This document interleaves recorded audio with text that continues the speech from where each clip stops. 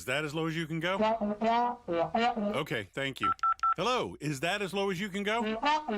Okay, thank you. What are you doing? Calling around to get the best rate on a car loan. Why? Everyone knows Alcoa 10 is the best choice to purchase a vehicle or refinance your current loan. And with low interest rates and 90 days to your first payment, it's a no-brainer. You can even apply online and sign all the documents from the convenience of your home. Yeah, I don't know what I was thinking. Alcoa 10 Credit Union. It's so easy. Go to atfcu.com for details. Rates are dependent on credit score and equal housing lender.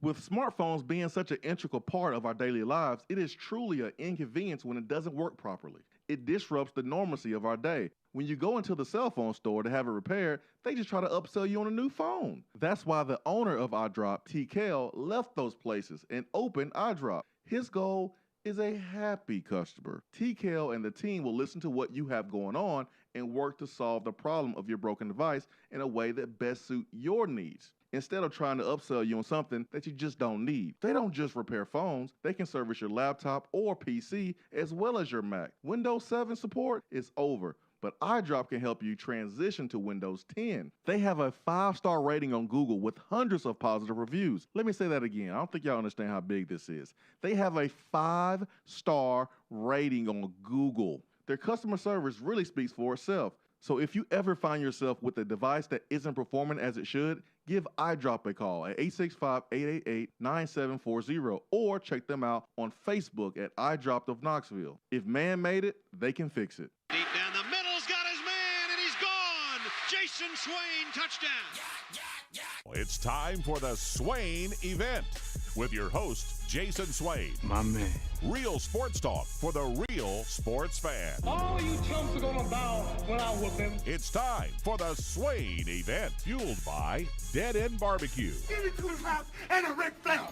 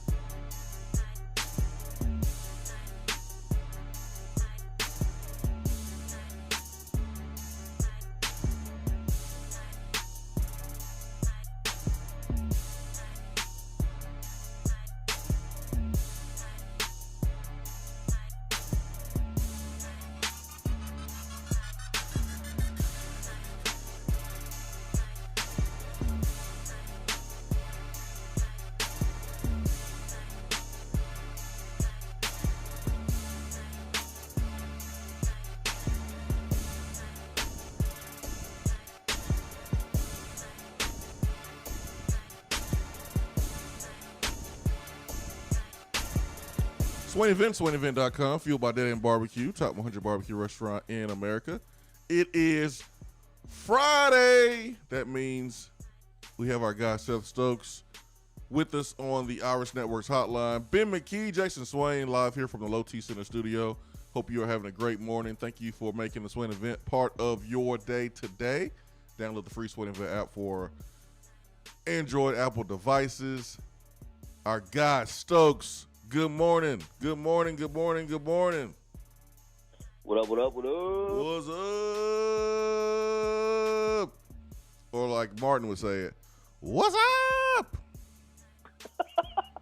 Man, I miss that show. I do too, man. I do too. My man Ben McKee got the guns out today, man. I got front row seats to the gun show today, man. Ben got his guns out.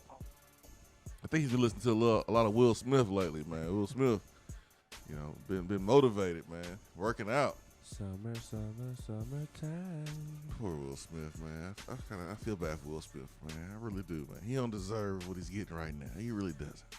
He really doesn't. Stokes, my man. A lot to get to Tennessee kind of had their day yesterday. It was Tennessee's day yesterday. In football and basketball, adding commitments everywhere. Rick Barnes improving his program. Josh Heupel adding some immediate help and maybe some help for the future to the program yesterday with commitments. But NIL going down this week. I want to ask you just off the bat, Stokes. Man, what do you predict? I was talking to someone yesterday in the business of covering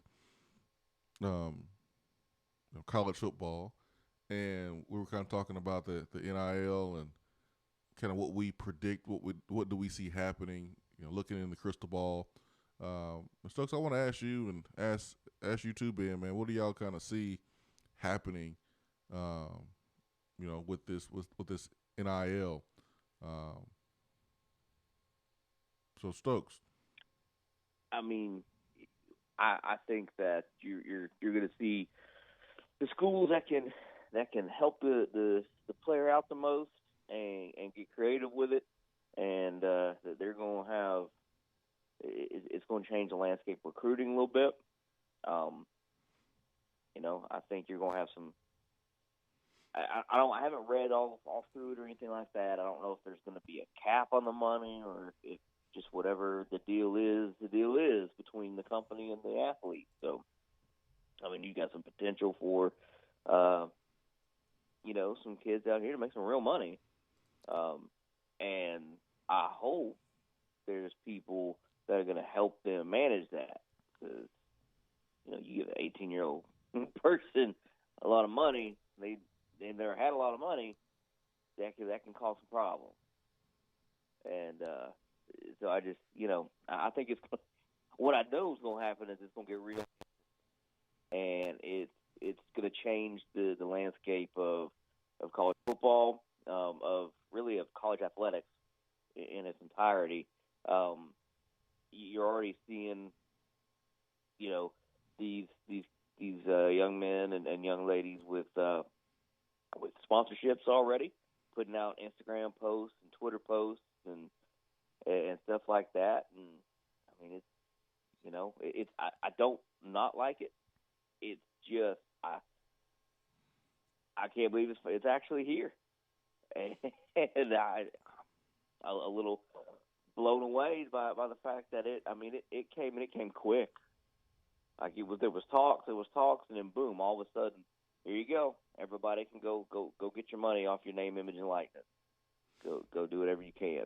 So I'm excited for the future, and I'm excited to see how it plays out and what schools. I'm excited to see how Tennessee can help their guys. Let's help them get some money. Let's help them manage that money in a smart way. And can we get John Fulkerson the Powell sponsorship? Yeah, that seems like that's automatic right there. I asked you that, Stokes, because last night before I went to sleep, I saw a tweet from Jimmy Dykes, who does a great job of covering college basketball, especially in the SEC. He's one of my favorite commentators, and he used to be. He's a coach. I mean, he doesn't coach right now, but his last stop was the Arkansas women's head coaching job. But he's been in the men's game for decades. But he tweeted, "Coaches, good luck with the culture of your locker rooms." And we can sit here and debate whether the NIL is fair and whether it needs to happen or not, or we could do that. But one thing that I don't think is debatable is that coaches, they're going to have more to worry about when it comes to maintaining a winning culture inside of their locker room. And so this is something that we've talked about during the week, Ben, this is another dynamic. This is another distraction. This is people change when they get a little money, man. They do. That's the truth. They do. They start acting a little funny when they get a little bit of money, and this is something that coaches will have to kind of deal with. Yeah, but you've got some players that, and not all of them, of course, but there's a good many players that, especially when they're just getting to the campus after the recruiting process, you can't tell them anything. They've been, for lack of a better term, worshipped for the past couple of years, and it's hard enough to go through the de-recruitment process. Well, then you throw the opportunity of some cash on it, and I think that one, that's going to make it a little harder to tell them anything, and two, they're going. It's going to be a little harder because look, you got broke college kids. There's only so much they can do. Yep. And now you're going to have college kids that they got a wild streak. They have a little money in their pocket to go do some other things. And so it's going to be. He's right. Coaches are going to have a bit of a time with this. This is not going to be the easiest thing in the world. Yep. So let's get to it, guys. Man, Tennessee had a big day yesterday. Football and basketball. Tennessee basketball adding local star, 4-star B.J. Edwards from Knoxville Catholic, as he committed to Rick Barnes and his program. And then Tennessee football, man, did they mess around and have a triple-double? Is that what Tennessee football did yesterday? Man. They will have a triple-double if you count yesterday and today, if you're picking up what I'm putting down. Man. Oh, I'm picking it up, little AP. Now they did have a turnover yesterday. Little AP. What happened? A young man was arrested for possession. Huh? I don't recall that. Honestly, man, my reaction was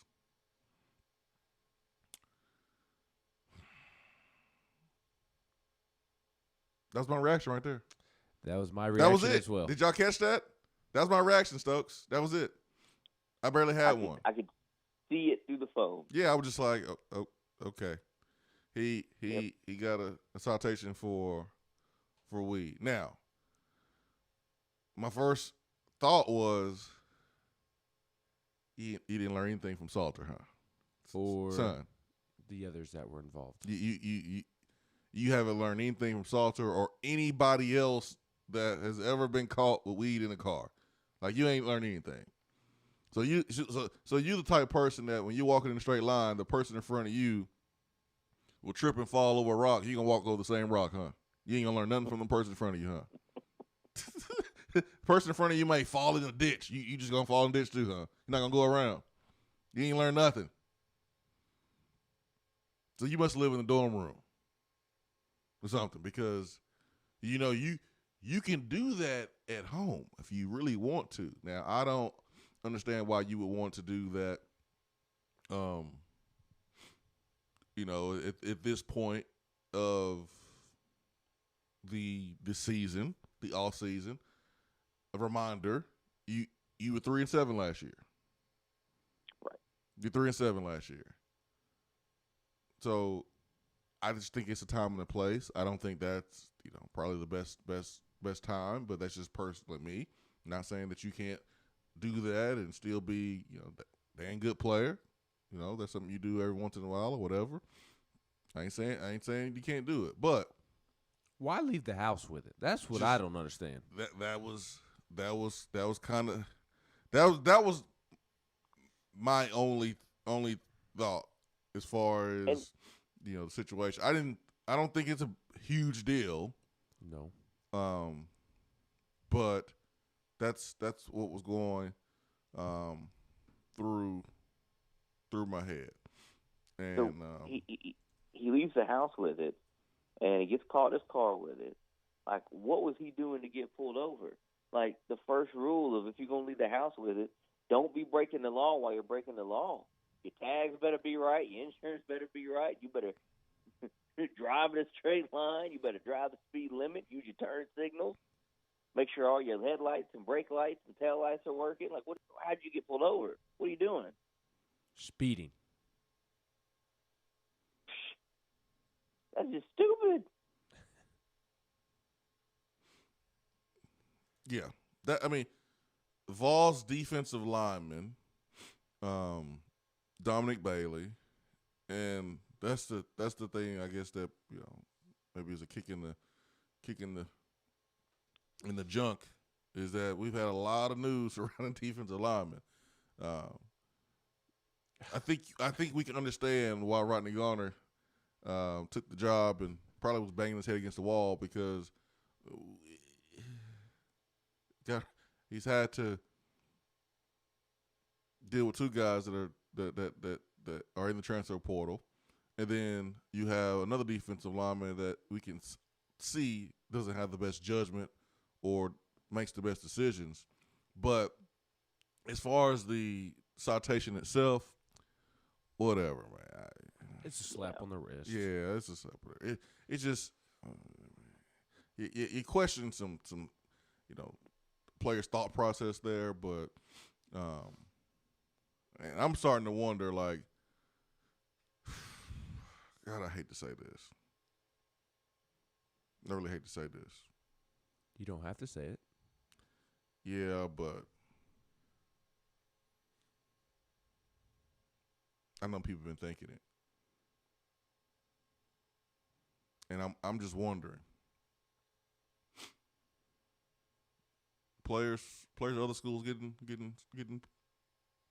pulled over like this off some weed, or at other places, other college towns, are they like, hey man, that's just a little bit. Hey, get rid of that stuff, man. All right, get on up out of here.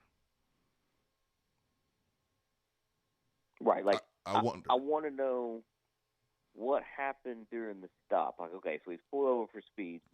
One, what are we calling speeding? Is he 5 over the speed limit, or is he booking it? Like, what you doing, man? And then,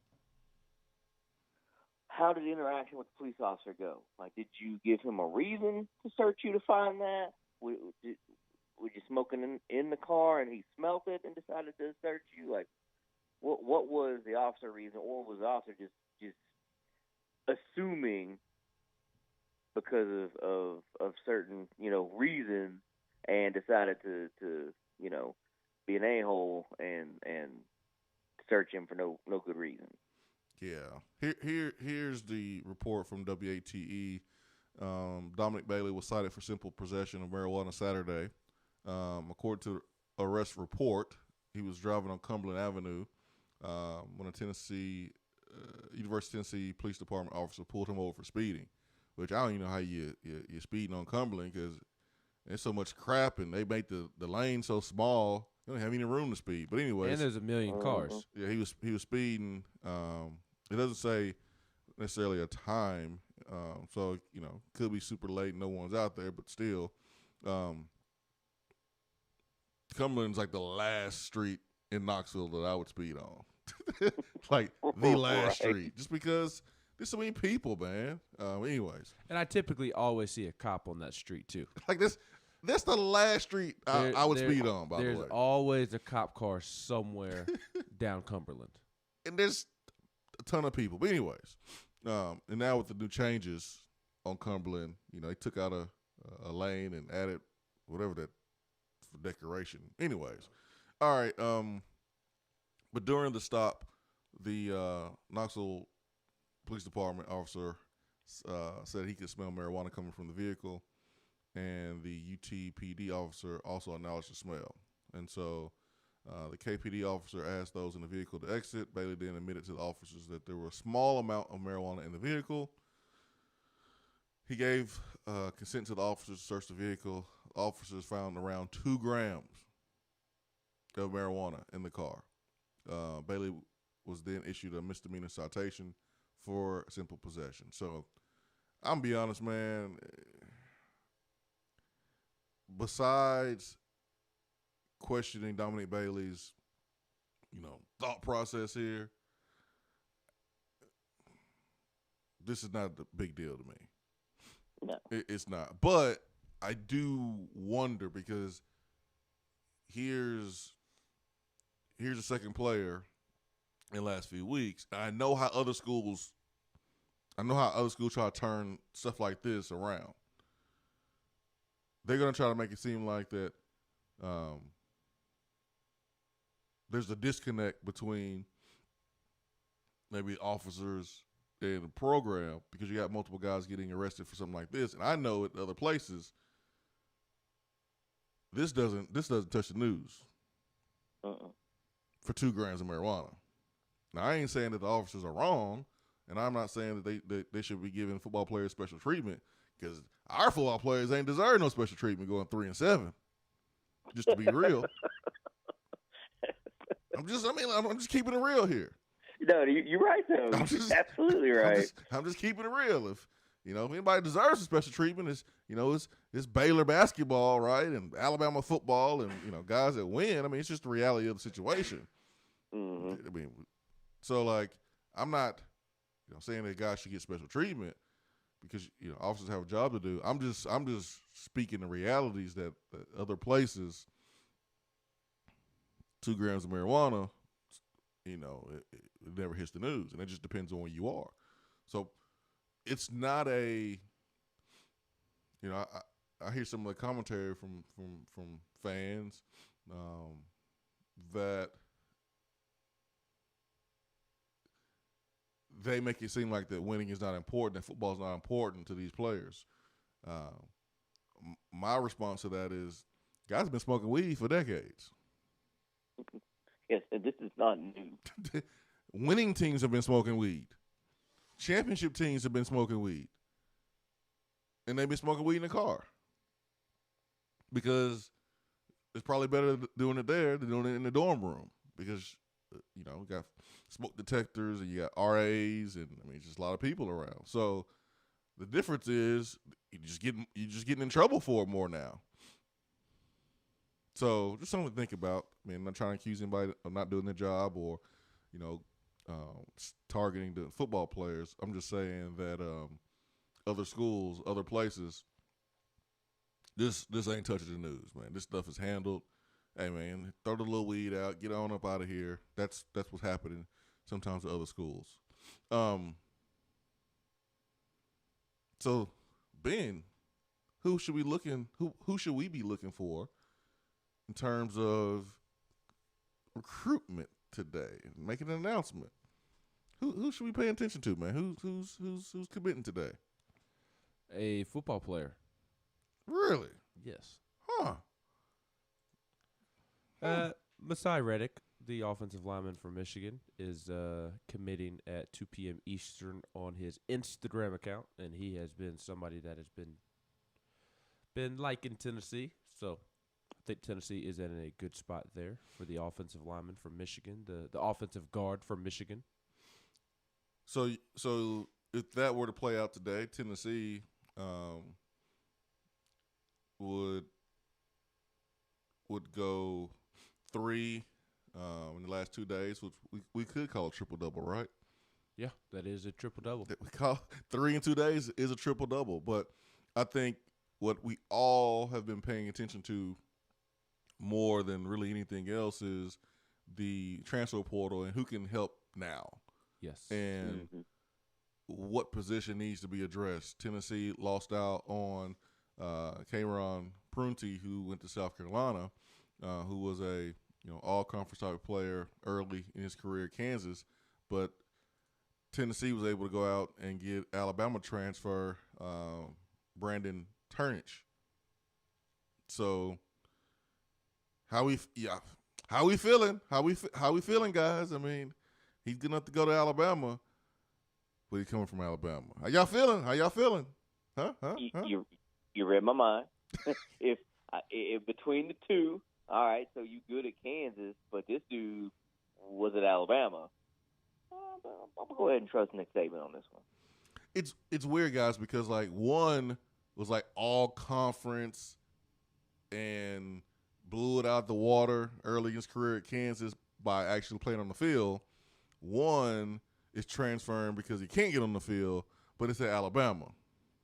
Right. So I don't honestly know which one, I should, if both guys were uncommitted, which one would I would want over the other, to be honest. But I'm glad that we have who we have. But Tennessee needed to address this position big time, and they did that. And they have done that this offseason with also the addition of Kamal Haddon, the transfer from Auburn, who never played an actual game at Auburn, signed with Auburn out of JUCO during the early signing period, and then went through spring practice with Auburn, and then he decided to transfer. So not that the secondary was in a great spot before these transfers, but Alontae Taylor, Kenneth George Jr., Warren Burrell, I don't believe that they are all conference players. I think Alontae may have the potential to be an all-conference player, but I'm not going to sit here and say that he's going to be an all-conference player just because year in, year out, the SEC is loaded at cornerback. You being nice today, Ben. I'm surprised you took that as nice. I thought somebody would take that as me disrespecting Alontae Taylor, so I appreciate that. No, you're being nice today, man. You being nice. That's a nice way of saying, he's a solid football player. There you go. He's just not a game changer. In my opinion, he's not Cam Sutton or Rashawn Gall. All right, Ben. You was being nice before. And but you had Alontae.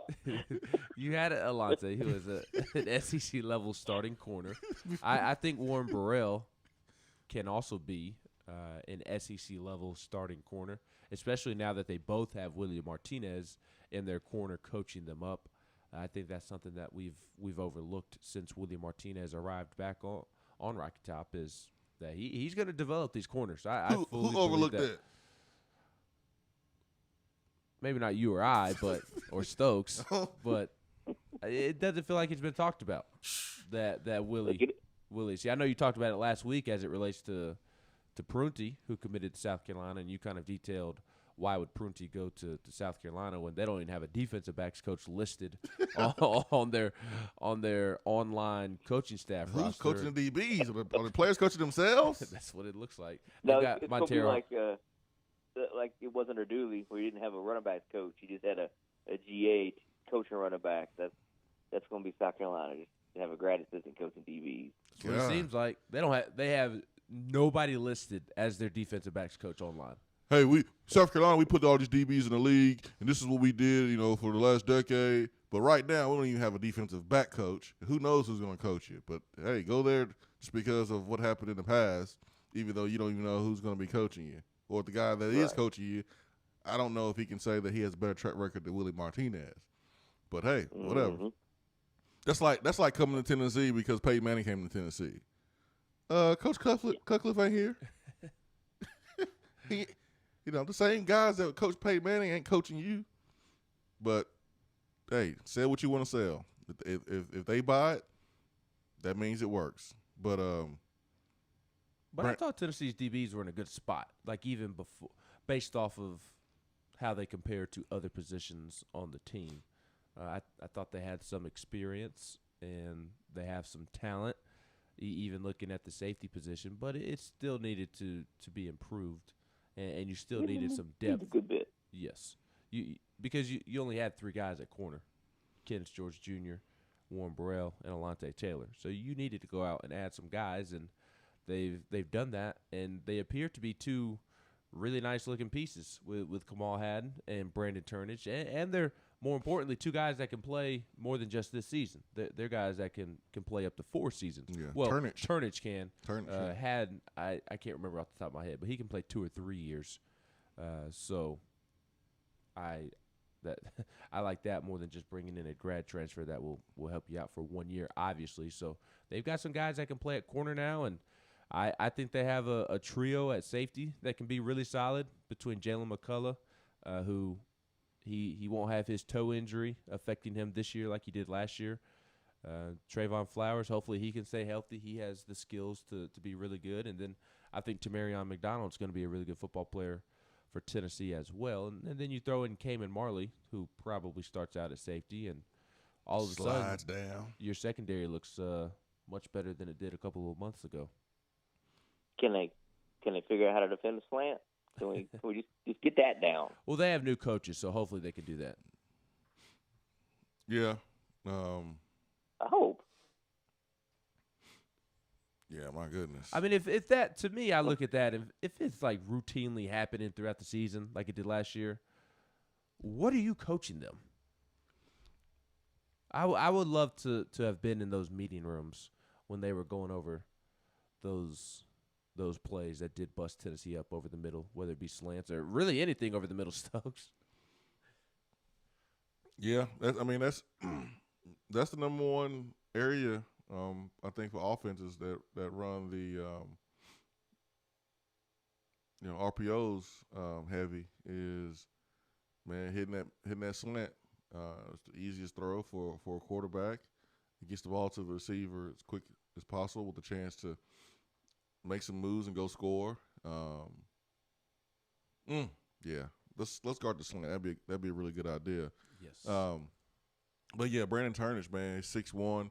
He's 190 pounds, and I said it before. I'll say it again.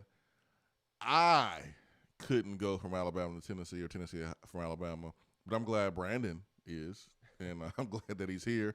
And what's crazy is that he's from Oxford, Mississippi, so he basically left Ole Miss being in his backyard to go to Alabama to only come to Knoxville. So and in between Alabama and Tennessee was going to transfer to Georgia. Yeah, it really means more for Brandon. Yes. Kirby would not guarantee him that starting spot in the secondary, and Mr. Turnage backed off that mindset. So that means that we offered him to start the spot?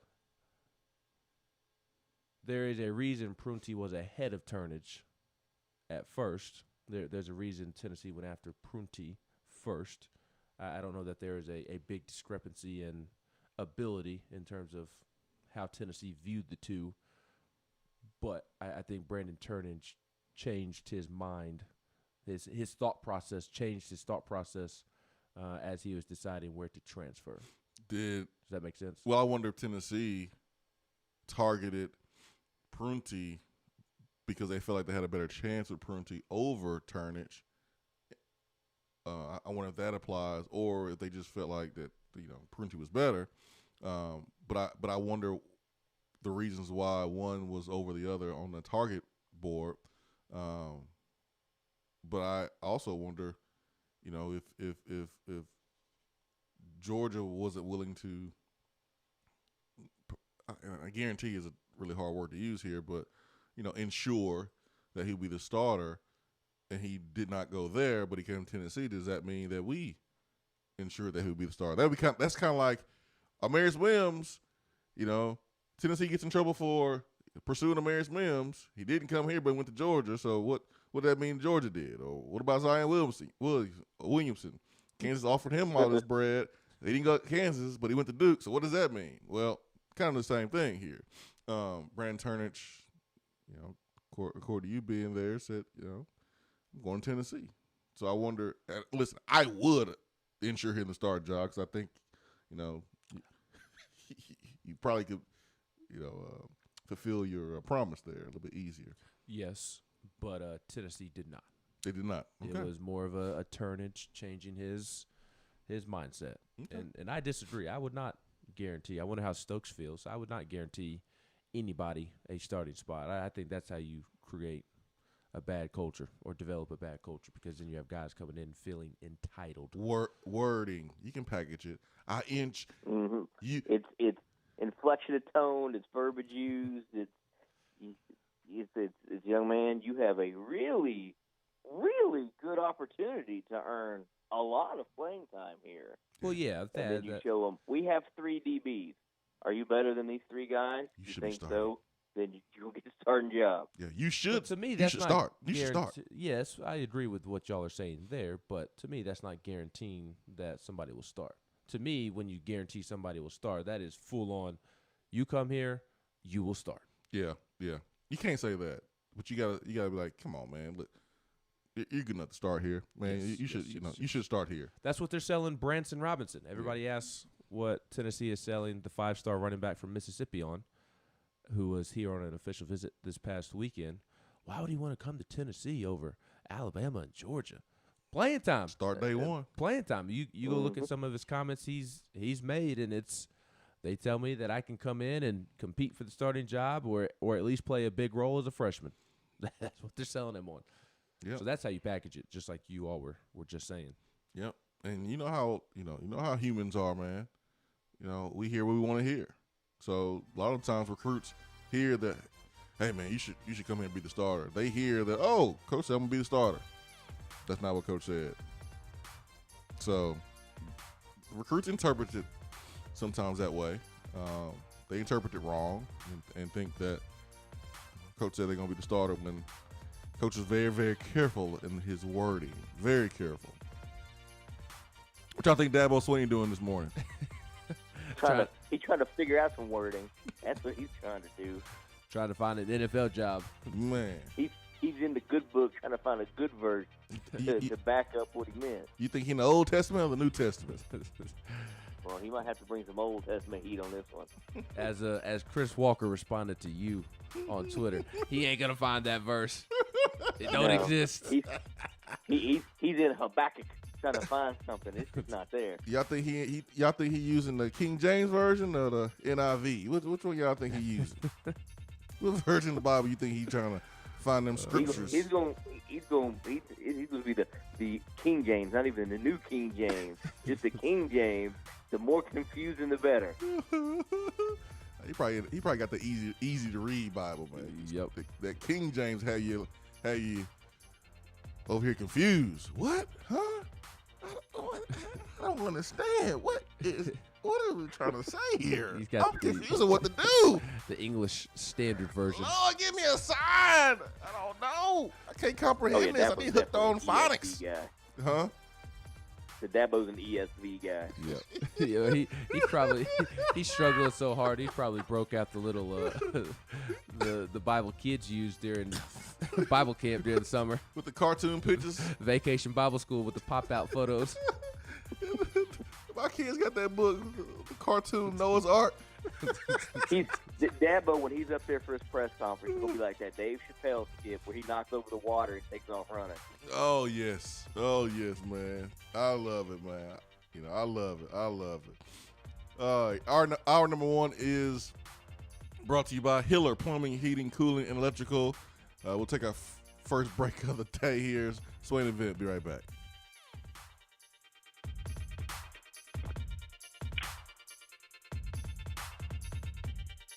If you want to get in on the conversation, call the Iris Networks hotline at 865-200-5503. Grow your business with Iris Networks high-speed fiber internet.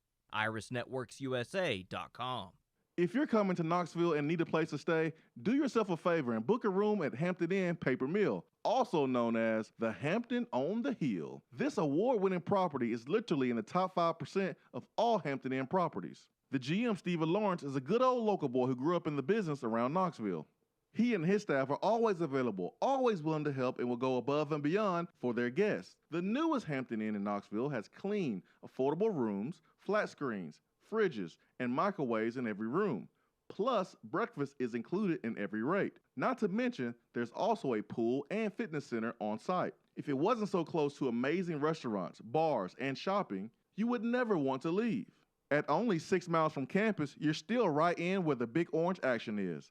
Go to HamptonInn.com, search Knoxville, and book your room at the Hampton Inn Paper Mill or call 865-693-5400. Top 100 barbecue restaurant Dead End Barbecue is a no-brainer when you are craving the smoky flavor of quality Q. Dead End makes it easy to enjoy their fantastic menu with online ordering from Chow Now for pickup. Or if you don't feel like leaving the house, then have Dead End Barbecue delivered right to your door by Loco Knoxville or Bite Squad. Cheer on your favorite team with the best barbecue around. Check them out online at deadendbbq.com. Dead End Barbecue. The search is over. More and more Tennessee businesses are switching to Iris Networks for reliable, local, high-quality, high-speed business fiber internet. Iris provides direct internet access from 10 megs to 10 gigs with no payments for 90 days.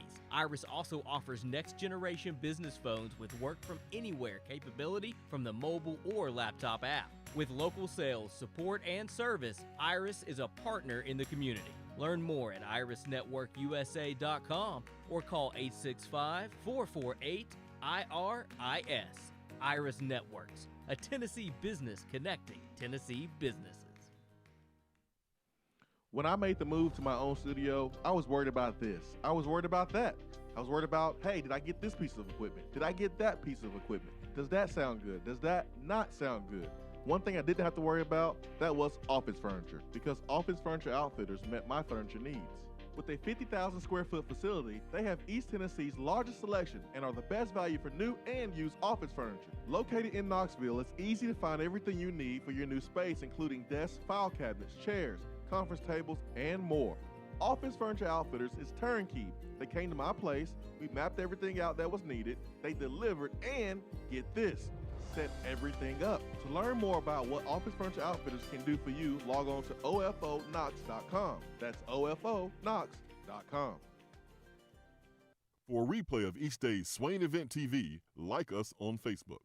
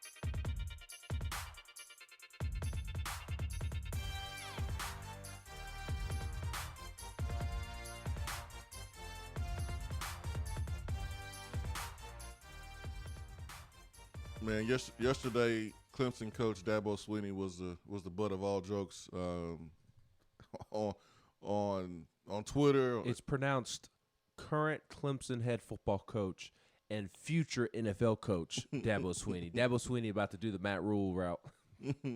What if NFL team is he going to be coaching next year, Stokes? Yeah, I don't know if his stick would work well there in the NFL. No. But Dabo, in a video interview, said that he would quit coaching if college athletes ever got paid. Oops. And he was, exact words were, what do you use? What do you say? Professional. I had to. I've only seen the quote about him saying that he would quit if student athletes ever got paid. That's the only one I remember. I went to go look at the video a couple different times just to make sure, man. I want to be fair.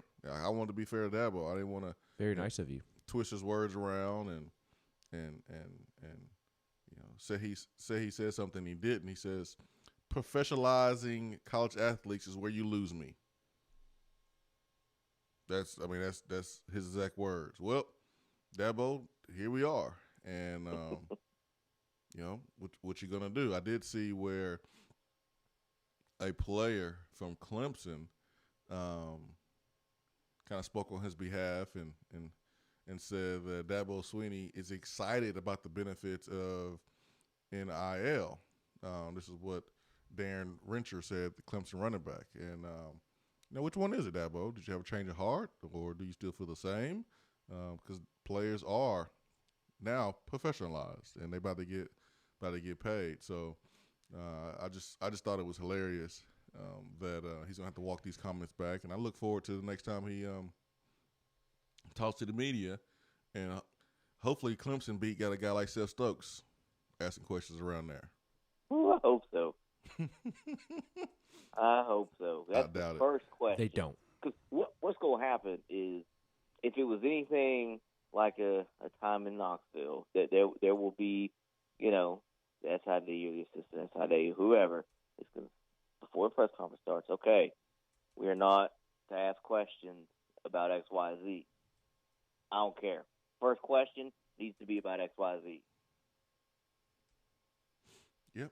I mean, you need to answer for that. But I don't think that the Clemson media will be doing that anytime soon. Nope. And maybe shame on me for judging the whole group based off the action of one or two. But Clemson, there are a couple of beat writers for Clemson who are known to act as if Clemson is going to get a recruit to drum up interest and drum up clicks. So, yeah. Throwing shade, Ben? No, just stating facts. Facts over feelings, bruh. He's right. There's a lot of big Clemson fans covering Clemson. Well, we'll see if he's covering asked. it like they're big fans. Yeah, we'll see. We'll see if he's asked. That's the key way to say it right there, Stokes. What's that? That they cover it like they are big Clemson fans. Yeah, we'll see if he's asked about it, because he looks silly. I think he'll be asked about it. I just don't think it'll come from his own media group. I think it'll come from national media or ACC media days, something like that. Yeah. I don't know when ACC media days is, but I bet you he'll be out. I bet you he'll be asked there. Question for you guys while we have Stokes on with us for another 10 minutes or so is, do you think Reggie Bush Heisman should be given back to him now that the NIL has dropped? No. And I honestly, I don't necessarily think it should have been taken away from him in the first place. Like, I get it. What happened happened. Rules are broken. It was, against the rules to do what he did at the time. So he got punished. Was his punishment a little harsh? Maybe. But you don't – if the rules have changed now, you don't retroactively go back and oh, sorry, here you go. Like, everybody knows he won the Heisman. Anybody who watched football that year knows he was one of, if not the best player that, when he won it. The dude was a baller. There's no doubt about it. Just because he got paid doesn't mean he wasn't a baller. But, now I think you're doing too much if you start, putting wins back in win columns that were, even, that teams had to give up because of recruiting violations and giving his trophy back. Like, let's move forward with what it is. He broke the rules. Punishment was for the crime at the time. And that's like, if a law gets changed, everybody who got busted for that crime, previous to that, their records aren't wiped clean of that. That's still on their record. Like, I think people are looking for talking points at that point and trying to drum up some Twitter interest with that kind of question. And, I get asking it at this point because it is a good topic of debate. Personally, I think that would just be silly, in my opinion. Well, Reggie Bush has put out some statements after the NIL was dropped, and he says that it is in my strong belief that I won the Heisman solely due to my hard work and dedication on the football field. It is also my firm belief that my records should be reinstated. Bush accepted cash, travel expenses, and a home in the San Diego area where his parents lived rent-free for more than a year and were provided $10,000 to furnish. So I don't know how that would play into the NIL, but seems excessive within the current NIL standards. Do you think that it would be illegal? It would be illegal even today. And that's why I think I'm fine with them not giving him back his Heisman. Unless you wrapped it into the NIL, and there's a way to do it. If you had like a rental property that went into, endorse Reggie Bush, you could wrap it into the NIL to actually make this legal. I don't know how I feel about returning his Heisman. He was undoubtedly the best college football player on the planet that year. It wasn't even close, and everyone knows he's the best football player. But I mean, the Heisman is a they have a trust. It's a whole other organization, and it's crazy that Cam Newton still has his. And like we all know what went down at Auburn. Like we know he got paid. You just couldn't prove it because there wasn't a bona fide paper trail. Yeah, you just can't get up in the church's financial records legally. That's the difference. Because his dad was a pastor, and there was talk about that money being kind of funneled that way to prevent. Oh, so shady. And so smart. Yeah. Oh, no doubt about it. So it's smart.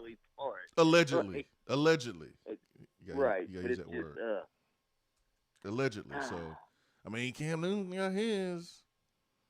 Johnny Manziel got his. Johnny Manziel got suspended. Yeah. So what's the difference between Johnny Manziel and Reggie Bush? I think they kind of saw, because what had happened with Reggie, like they maybe, I'm not gonna say they saw the error of their ways, but maybe they were like, okay, we were probably a little rough on him, and so we're not gonna be quite as bad moving forward. I don't know. That's just, it's what it looks like. It just it just doesn't seem fair across the board, because like you got Johnny Manziel, you got Cam Newton, James Winston was acting a damn fool. Reggie Bush never really got in trouble at USC, but he broke rules just like Johnny Manziel. So why does Reggie not have his Heisman but Johnny has his? I mean, like if you're gonna take guys' Heisman trophies away for breaking NCAA rules, then there's some other guys that you can go and take their trophy away too. So, like, I understand what you're saying, Stokes. I do, but let's be consistent. That's all. But I was wondering. Oh, I'm with you. No, consistency is. I'm with you on that. But there also, at some point, the consistency could be too harsh, and there does need to be a course correction.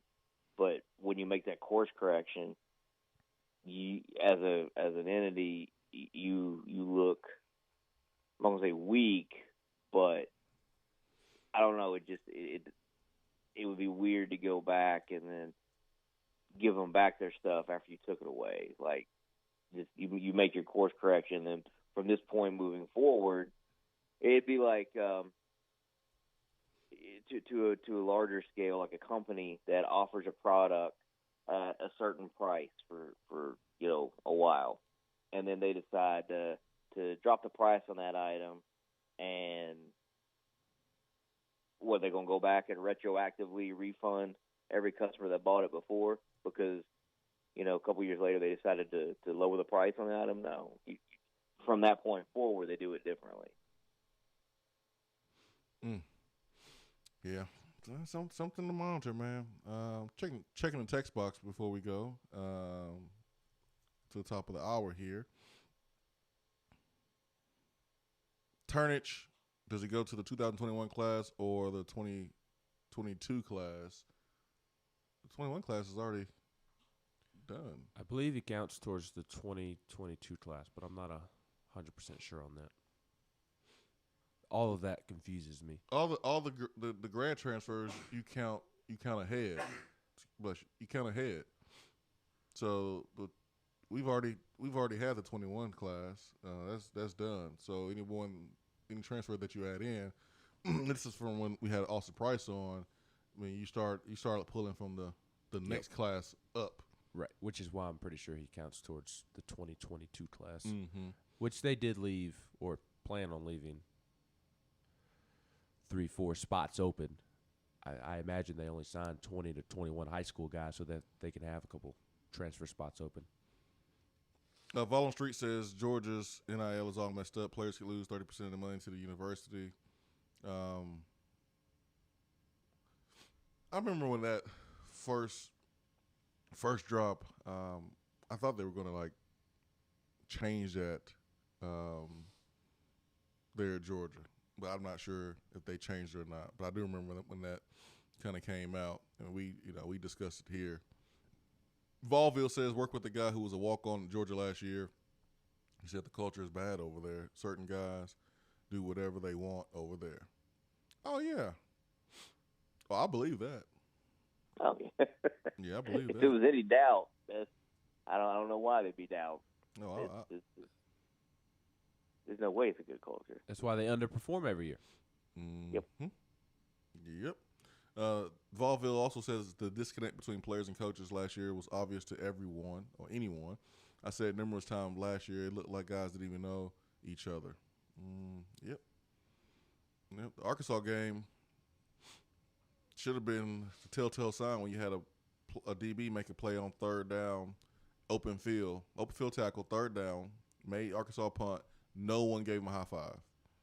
Yep. Yes, and part of that was Pruitt's culture, was not great at all. But I do think we should point out that they were dealing with COVID restrictions this time last year, and guys were not allowed to hang out outside of the football practice facility when they were practicing or working out. And even with workouts, team workouts, they were split up into numerous groups, more than they're already split up. I mean, right now, even in a typical year, guys are split up to work out with their position group or a group that fits with their class schedule. But it was even more so broken up last year when they would work out to limit numbers due to COVID restrictions. And I don't at all think that's an excuse. That's just fact, because even Rick Barnes talked about how the rules and guidelines, it affected the basketball team's ability to come together and create team chemistry in the preseason, because it was practice and then go straight to your dorm room. They weren't able to hang out in the locker room and cut up and be around one another, do team activities. So I do agree think with that factor there. I agree with you there, but when you get in the game and your teammate make a good play, like look Jordan Horston, Lady Vol basketball player, Lady Vol point guard. When her teammate makes a play, man, she slaps her teammate upside the head like she got a helmet on. Have y'all noticed that? Yes. Yeah. Man, she slapped that player upside her head so hard. I'm like, Jordan, you going to give your teammate a concussion. This ain't football. We see it all the time in football when guys slap each other on the butts and slap each other on the helmets, which is like the thing I hated the most, when people slap my helmet. But that's the way you're supposed to act after one of your teammates make a good play. Well, it's like on the field. So with COVID restrictions and protocols, like they ain't get close and have high fives, but they can go tackle the other team, but they're gonna stay away from each other from celebrating. Yeah, the reason why you didn't see guys celebrating the way they should is because the culture was jacked up. Yes, simple as that. The not high fiving somebody after a great play is a result of Pruitt's bad culture. But I do think it's fair to throw in the fact that COVID prevented the team from coming together like it typically should in the offseason. For sure. Question for you, Stokes, from Fox Vol Fan 87. What you drinking this weekend, Stokes? July 4th on Sunday. Yeah, I'm trying to kind of watch what I eat right now and be a little more health conscious in this season. So I picked up some Dogfish Head Slightly Mighty. It's an IPA, but it's only got like 3.6 carbs and very few calories compared to pretty much any other craft beer. So it's that's what I'm drinking, the Slightly Mighty. It's got good flavor for a low-cal beer, so I'm giving that a shot. Once the DR Vol put me on that a couple weeks ago in a conversation with him about some beer, and that's what I'm going with this weekend. Well, man, check back in with us. Let us know how it is, man. Let us know. I will for sure. But I got two things I want to say before I jump off. One is thoughts and prayers for Mark Rick. He announced last night that he's got Parkinson's. Yep. And two, just topic of conversation for you guys. How much leniency are these companies that partner up with these young guys going to give them when one of these young guys gets in trouble? Mm-hmm. We got you. It's a good question, man. It's a good question. And, saw the news about Mark Rick yesterday, and my heart's sunk because of the type of, guy he is and the respect that he has in college football. And so we were definitely going to mention that, and glad that you did too. So I appreciate you, man. And that's a good conversation right there, Stokes. On your way out, do you think that there will be a ton of leniency, or how do you think that will be handled? I honestly don't know. I think if you're a company and you're partnering with the 18-year-old, you've got to understand that there may be some mistakes, and I think if y'all really want this to work, there's gonna have to be some grace on certain things. Yeah. But we'll see. In the culture right now, people are real quick to back out of pull ad dollars and pull partnership dollars when people get in trouble and their names are tied to stuff. So that's going to be the interesting thing to watch in all this. I got some context. I'll share that context as much as I can here on the other side of the break. Stokes, my guy, man, happy 4th of July. Hope you have a good one, man, with your diet beer. And we'll talk to you here soon. Yes, sir. Yes, sir. Y'all have a good one, man. All right, man. Swain Event, fueled by Dead End Barbecue.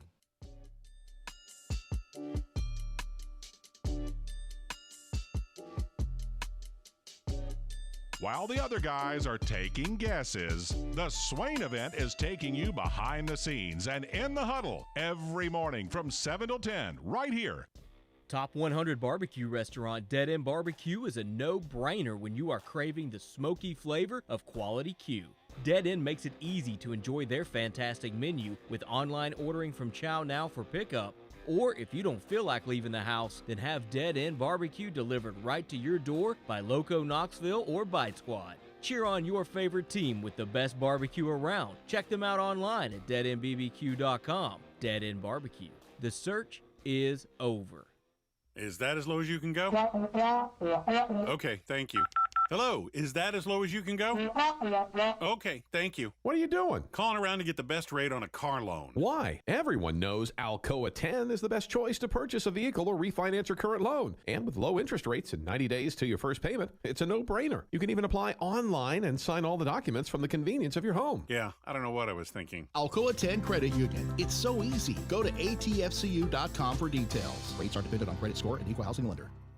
We're here with Dr. Michael Carlson of Tennessee Regenerative Sports Medicine to discuss stem cell treatment and PRP. If you have orthopedic injuries such as shoulder pain, knee pain, Achilles tendonitis, or tennis elbow, you should give them a call. That's right, Jason. We specialize in regenerative non-surgical orthopedics. So we treat damaged tendons, ligaments, and joints by using ultrasound-guided injections with stem cells or PRP. And this form of treatment actually stimulates the body's own reparative process and allows for healing of the damaged tissue. So, Doc, what makes your training different than others? Well, Jason, I've been practicing in Knoxville for 26 years, and I'm certified in interventional regenerative orthopedic medicine through the American Academy of Orthopedic Medicine. So unlike the big seminars that will advertise stem cells, fly someone in for a couple hours to talk about supposed stem cells that you order off of a shelf, then they'll depart, leaving the patient wondering who will be the person injecting me and what their level of training is. At Tennessee Regenerative Sports Medicine, I'm the one doing the procedure, and we're using your own bone marrow stem cells or PRP. So in other words, it comes from you and it goes back to you. So you know exactly what you're getting and know exactly the level of training involved. Tennessee Regenerative Sports Medicine,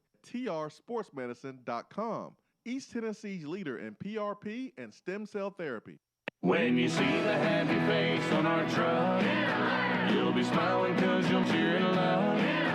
At Hiller, we care about your family's comfort all year long. If you get caught without air conditioning this summer, we're offering a free service call with any repair. That's a free service call when we do the work on your HVAC system. Visit happyhiller.com to schedule your appointment today. Call the Happy Face Truck today. Touchdown or Turnover is backed by Alcoa Federal Credit Union, a place where you belong.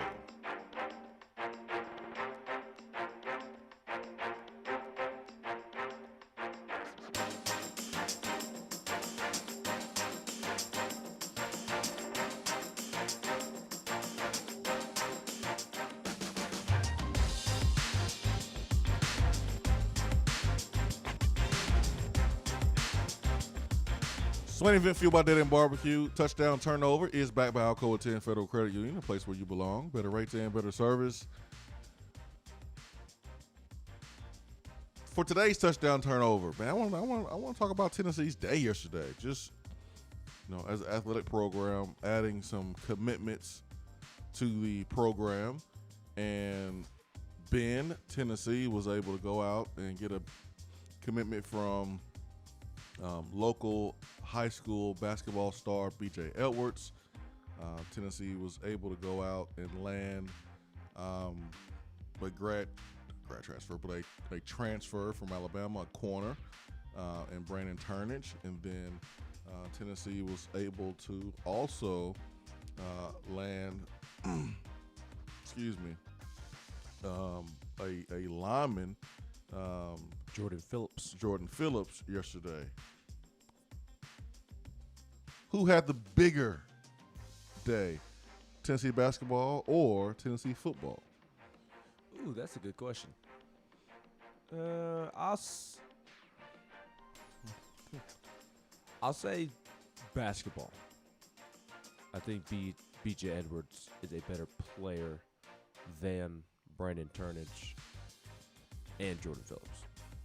And I think B.J. Edwards is really going to get the ball rolling for yet another big-time recruiting class for Rick Barnes. This is going to be the third straight elite recruiting class for Rick Barnes when you look at some of the guys that they are high on, and Tennessee is high on these guys' list. Caden Wallace, 5-star guard out of Texas, has some ties to Tennessee and seems very interested in Tennessee. Was on an official visit this month. Dylan Mitchell, another 5-star that was here this past weekend with B.J. Edwards, and the two have talked about playing together. So Tennessee basketball is going to have another great recruiting class, and I think B.J. Edwards is going to help get that ball rolling because he is the first domino to fall. So simply because I think B.J. Edwards is the best player out of the three additions for Tennessee Athletics yesterday, I'll say B.J. Edwards. And top 100 player, Rivals has him ranked lower, I think just inside the top 100 at like 97th. But I've heard that he is one of the best in the class by people who have watched him on a regular basis, and he's a real player. Yeah, I agree with you, man. I'm going to basketball just because I think B.J. Edwards will impact sooner. Now the question is about Brandon Turnage and what kind of player he would be. But I think it's a bigger day for Tennessee basketball because you get a local star. You get a local star. You saw B.J. Edwards interviewing with local radio shows, TV stations. More attention was put on the Tennessee basketball program yesterday than the Tennessee football program, even though you had two guys commit to Tennessee, one being transferred from Alabama and one being a high school player. But B.J. Edwards was a huge pull for Tennessee, even though he's a local product. And that might be the reason why that it was a huge day, because that attention was brought because he is a local guy. So yeah, I'm going basketball. I think basketball had the bigger day. Both were great. Both programs did a great job and had a big day. But if you had to pick one or the other, I would say basketball. And I did hesitate, to be fair to football, because Brandon Turnage was a top 100-ish player coming out of high school just 2 years ago. So Turnage obviously has some athleticism and potential that is untapped there at 6'1", 185, and he is a good player in his own right. So that is why I paused, to be fair to the football program. It was just a really good day for both programs. I mean, that's all there is to it. Yep. Let's go to the phones, and who we got there in line one? Don, good morning. Hey, guys. How are you? Good. How are you? Doing all right.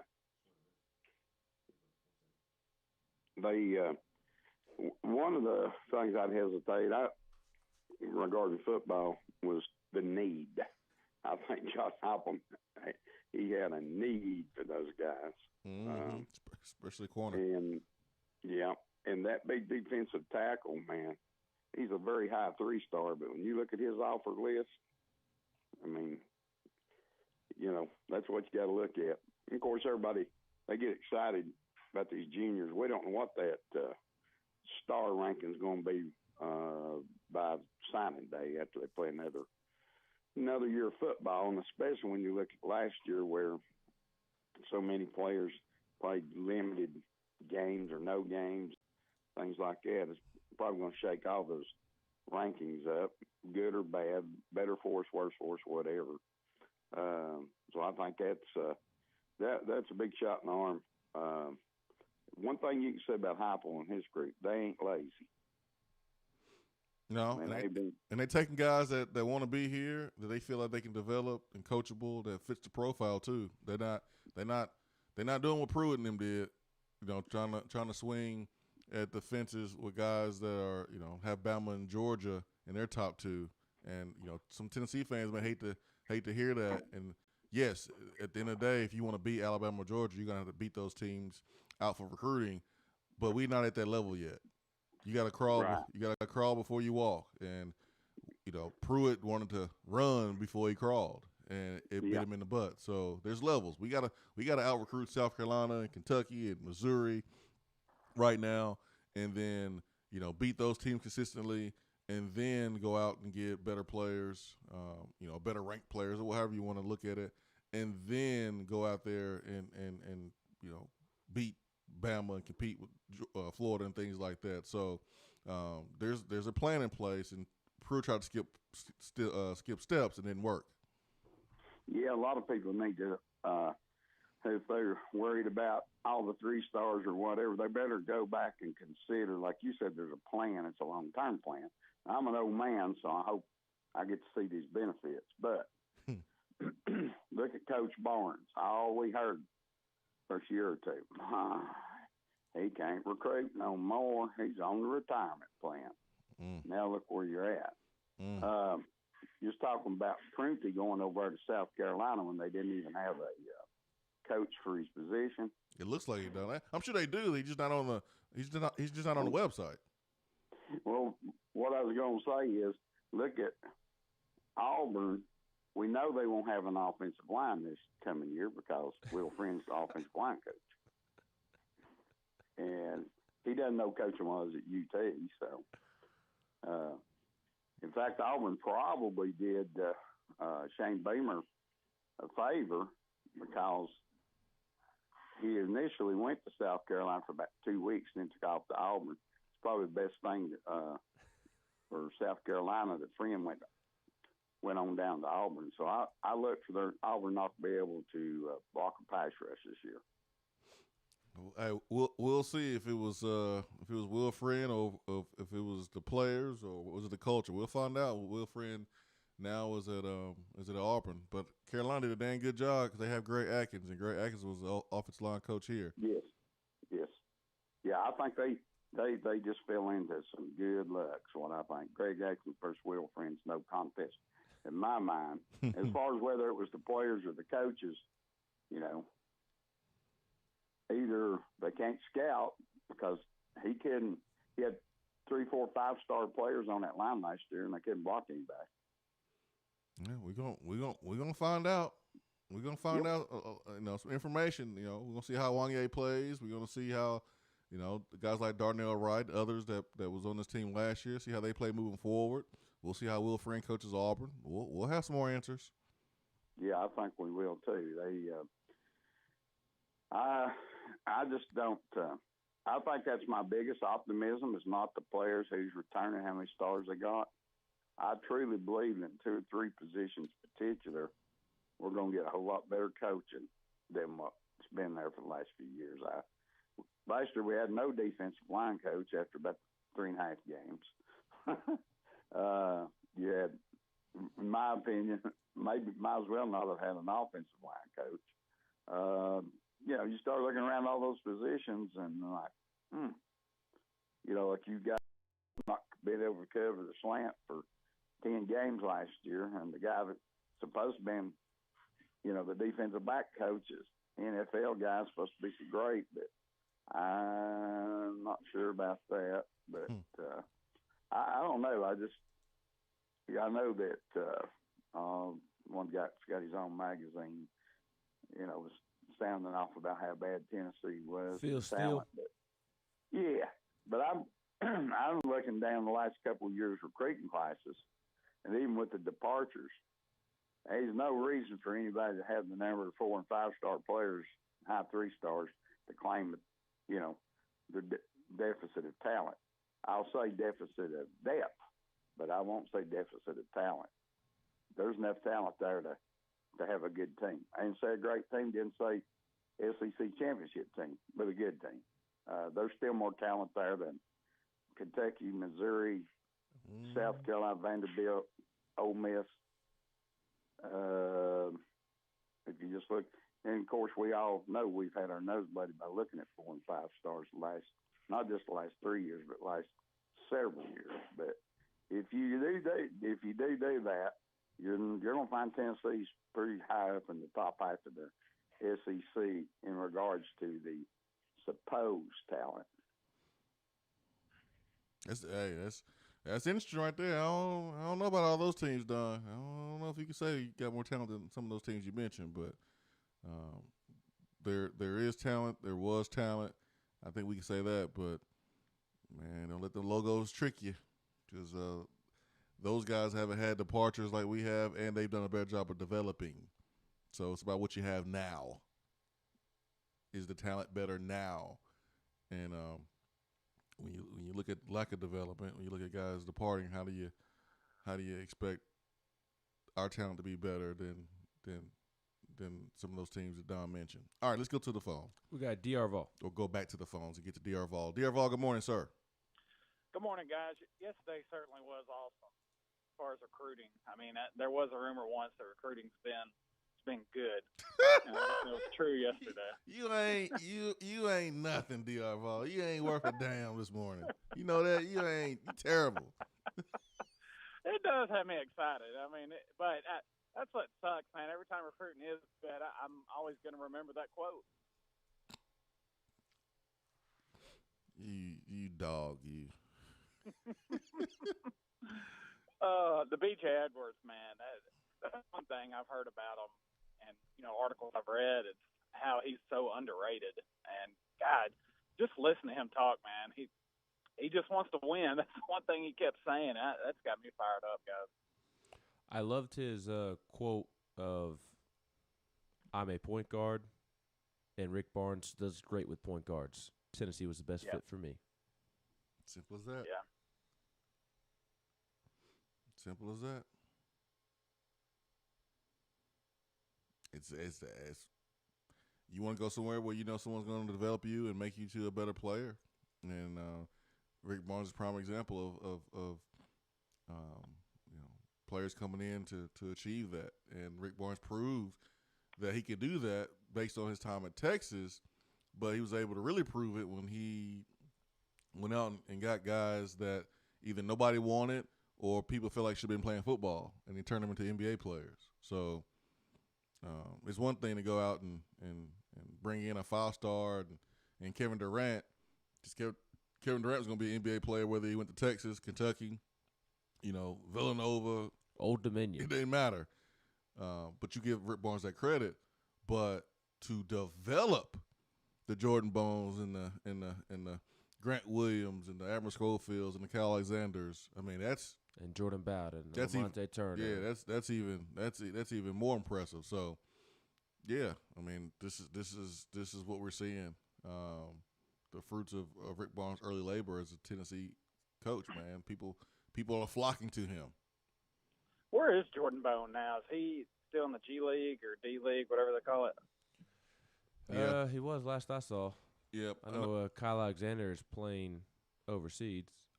He, according to Wikipedia, was with the Delaware Bluecoats of the NBA G League, which I believe is with the 76ers.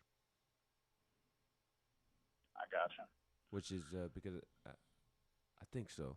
I don't know. I may be off on that. I thought, isn't that who Bowden was on there for a second? I was right. 76ers. Swain, has Bishop Dabo's people contacted your people yet? No, man, I was on him yesterday. I'm surprised. Man, you needed to be. That guy's so full of crap. He's got such a punchable face. God, he's annoying. Yeah, I don't dislike him. I just think I it's hilarious that he got to walk these comments back. I guess we know why his DBs are so good, huh? Yeah. Yep. He played receiver at Alabama, but man, he sure know how to backpedal, or he gonna learn. Oh, what a fraud! Oh, guys, I heard Stokes talk about what he's going to be drinking this weekend, which is ironic. That's exactly what I picked up. What are y'all going to be drinking this weekend? Water and Gatorade. Water.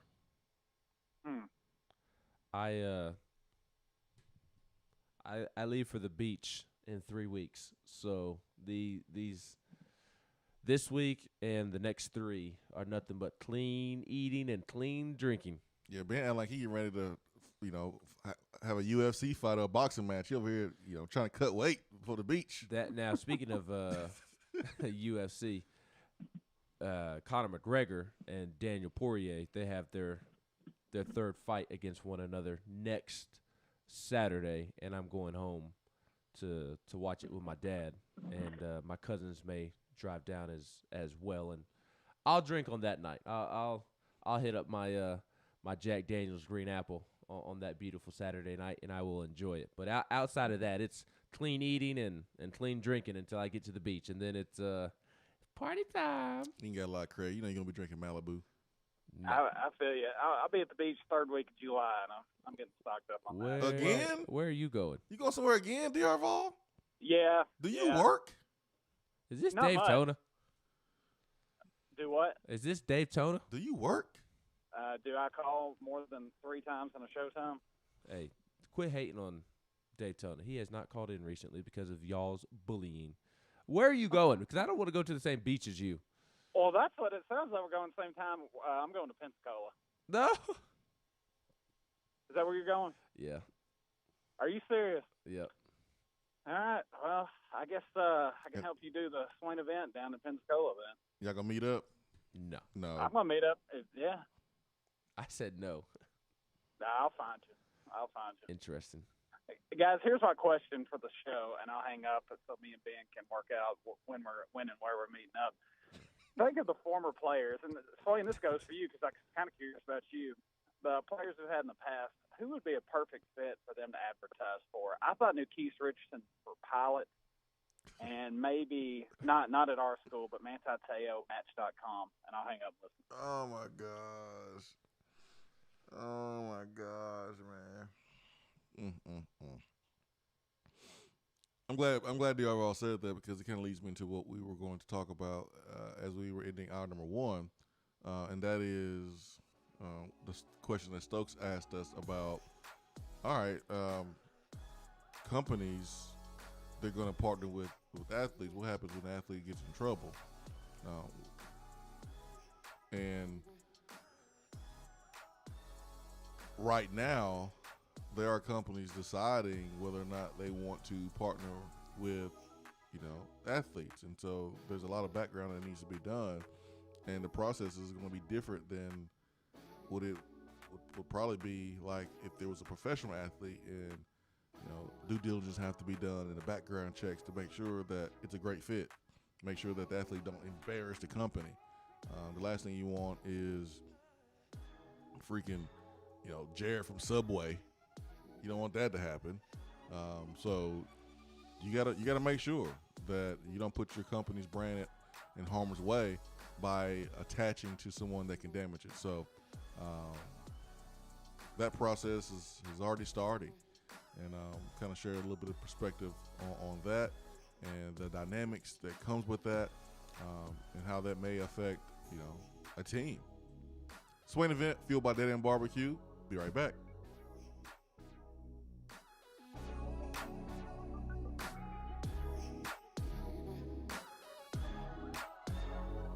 I'm Vince Moore, wide receiver, VFL 1991, and you're listening to the Swain Event.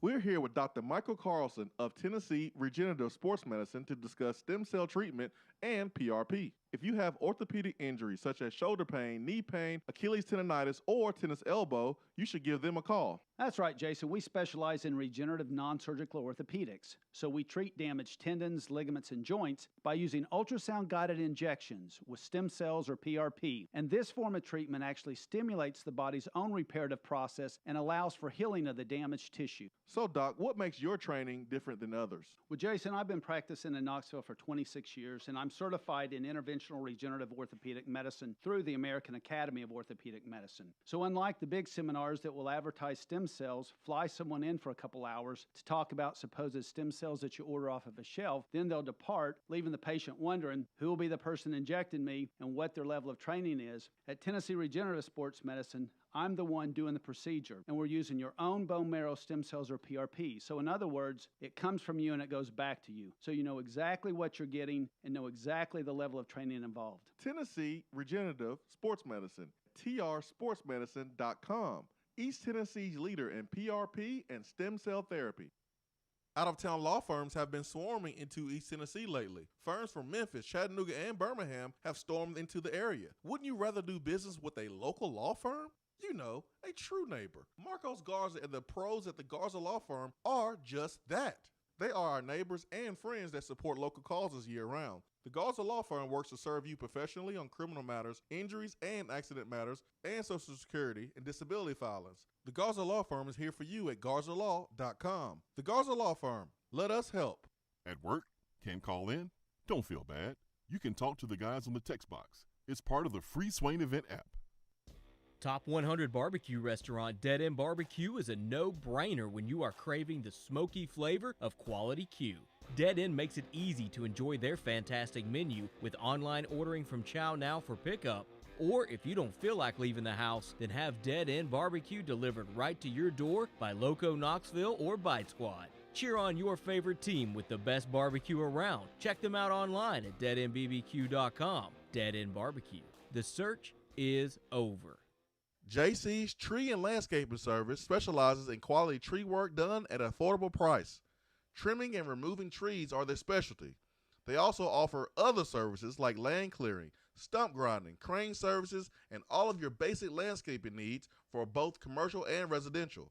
JC's will give you a free estimate and beat any written quote by a competitor to guarantee that you get the lowest price around. Don't risk your land with a fly-by-night service. JC's Tree and Landscaping is licensed and insured. Give them a call at 865-599-3799.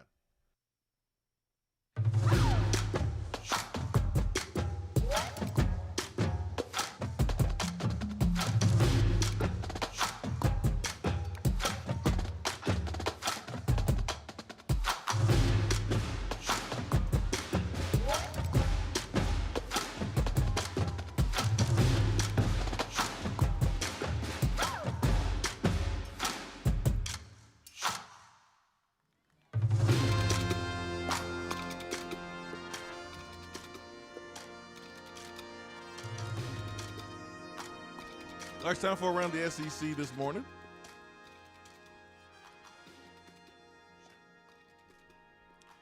All right, Ben, tell us what more trouble LSU is in. LSU is not in today's Around the SEC notes. But Mark Richt is, because as Stokes mentioned, he revealed last night that he has been diagnosed with Parkinson's. This is a tweet that he pinned to his Twitter account around 8 o'clock last night. Said that I've been waddling around lately, and people have asked me what's wrong. I've decided to tell everyone at the same time. I have been diagnosed with Parkinson's. Truthfully, I look at it as a momentary light affliction compared to the future glory in heaven. Thank you, Jesus, for promising us a future blessing of a glorified body that has no sin and no disease. In the meantime, I am going to enjoy the blessings that I do have. See you on the ACC network. So, classy message from Mark Richt, as always. Man, the good ones, man. Man, it hurts when the good ones get this news and have to deal with this type of disease. I really enjoyed my recruitment. Mark Richt. I've never heard a bad word about Mark Richt. The way he's carried himself. I was at the quarterback club last year when Mark Richt was a guest virtually, and just always kind of been a fan of Mark Richt and how he conducted himself. And I hate this for him and his family. I really do. But I know Mark Richt is a winner, man. He's a champion, and he's gonna handle this the right way, like he's handled everything else. So, my thoughts and prayers to Mark and his beautiful family.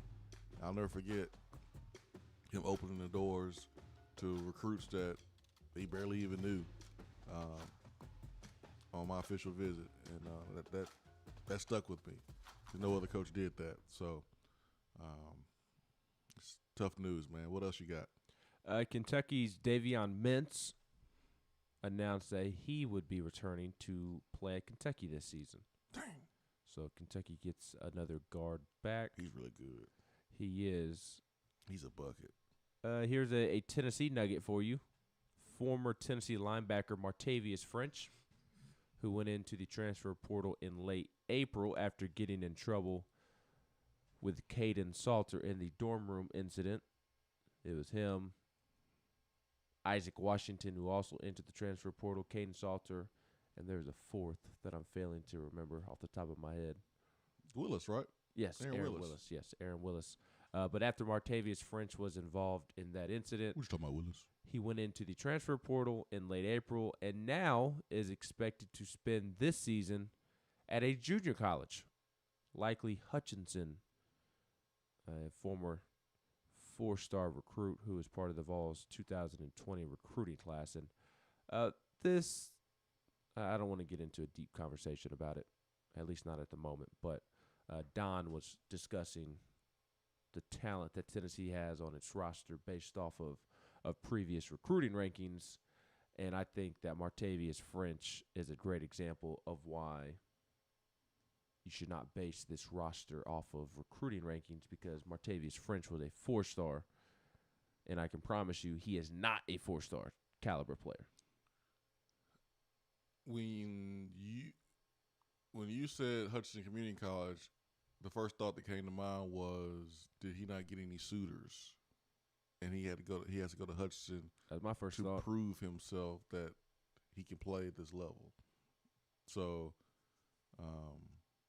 I wonder why. I mean, like before the transfer rule was put in place, like I get going to JUCO, then coming back, but like anybody can grab you if they want you now. So, do you have to go to JUCO to kind of prove that you can play at their level? And so yeah, that's a good point by you. Three other quick things, real quick. Arkansas basketball picked up a transfer from South Dakota earlier this offseason, Stanley Umudi. Transfer you basketball. He, at the same time, when announcing he was transferring to Arkansas, entered the NBA draft process. Well, now Stanley Umudi, who transferred from South Dakota to Arkansas, has withdrawn from the NBA draft process. So Eric Musselman received some good news yesterday. Now the fun thing to talk about, Swain. Alabama Athletics yesterday self-reported 5 minor NCAA violations, including one by a football student host. In the first sport, it was softball. A softball coach posted an endorsement of an individual who instructs prospect-level individuals on his Twitter account that was later used as a testimonial on the company's website. The second sport was soccer. On 2 separate occasions, a soccer coach responded to emails to a prospective student athlete prior to the first purpose in recruiting material. The third sport, gymnastics. The gymnastics program posted a social media graphic that inadvertently endorsed an event involving prospects. The fourth sport, soccer again. Soccer coach mistakenly responded to a women's soccer recruit prior to the first permissible date. Oh, and then the fifth sport, football. A student host provided an official visitor with transportation and entertainment outside of the 30-mile radius from campus.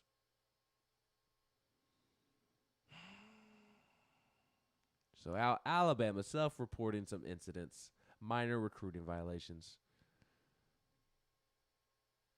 Thanks, man. You're welcome. Thought I'd let you know.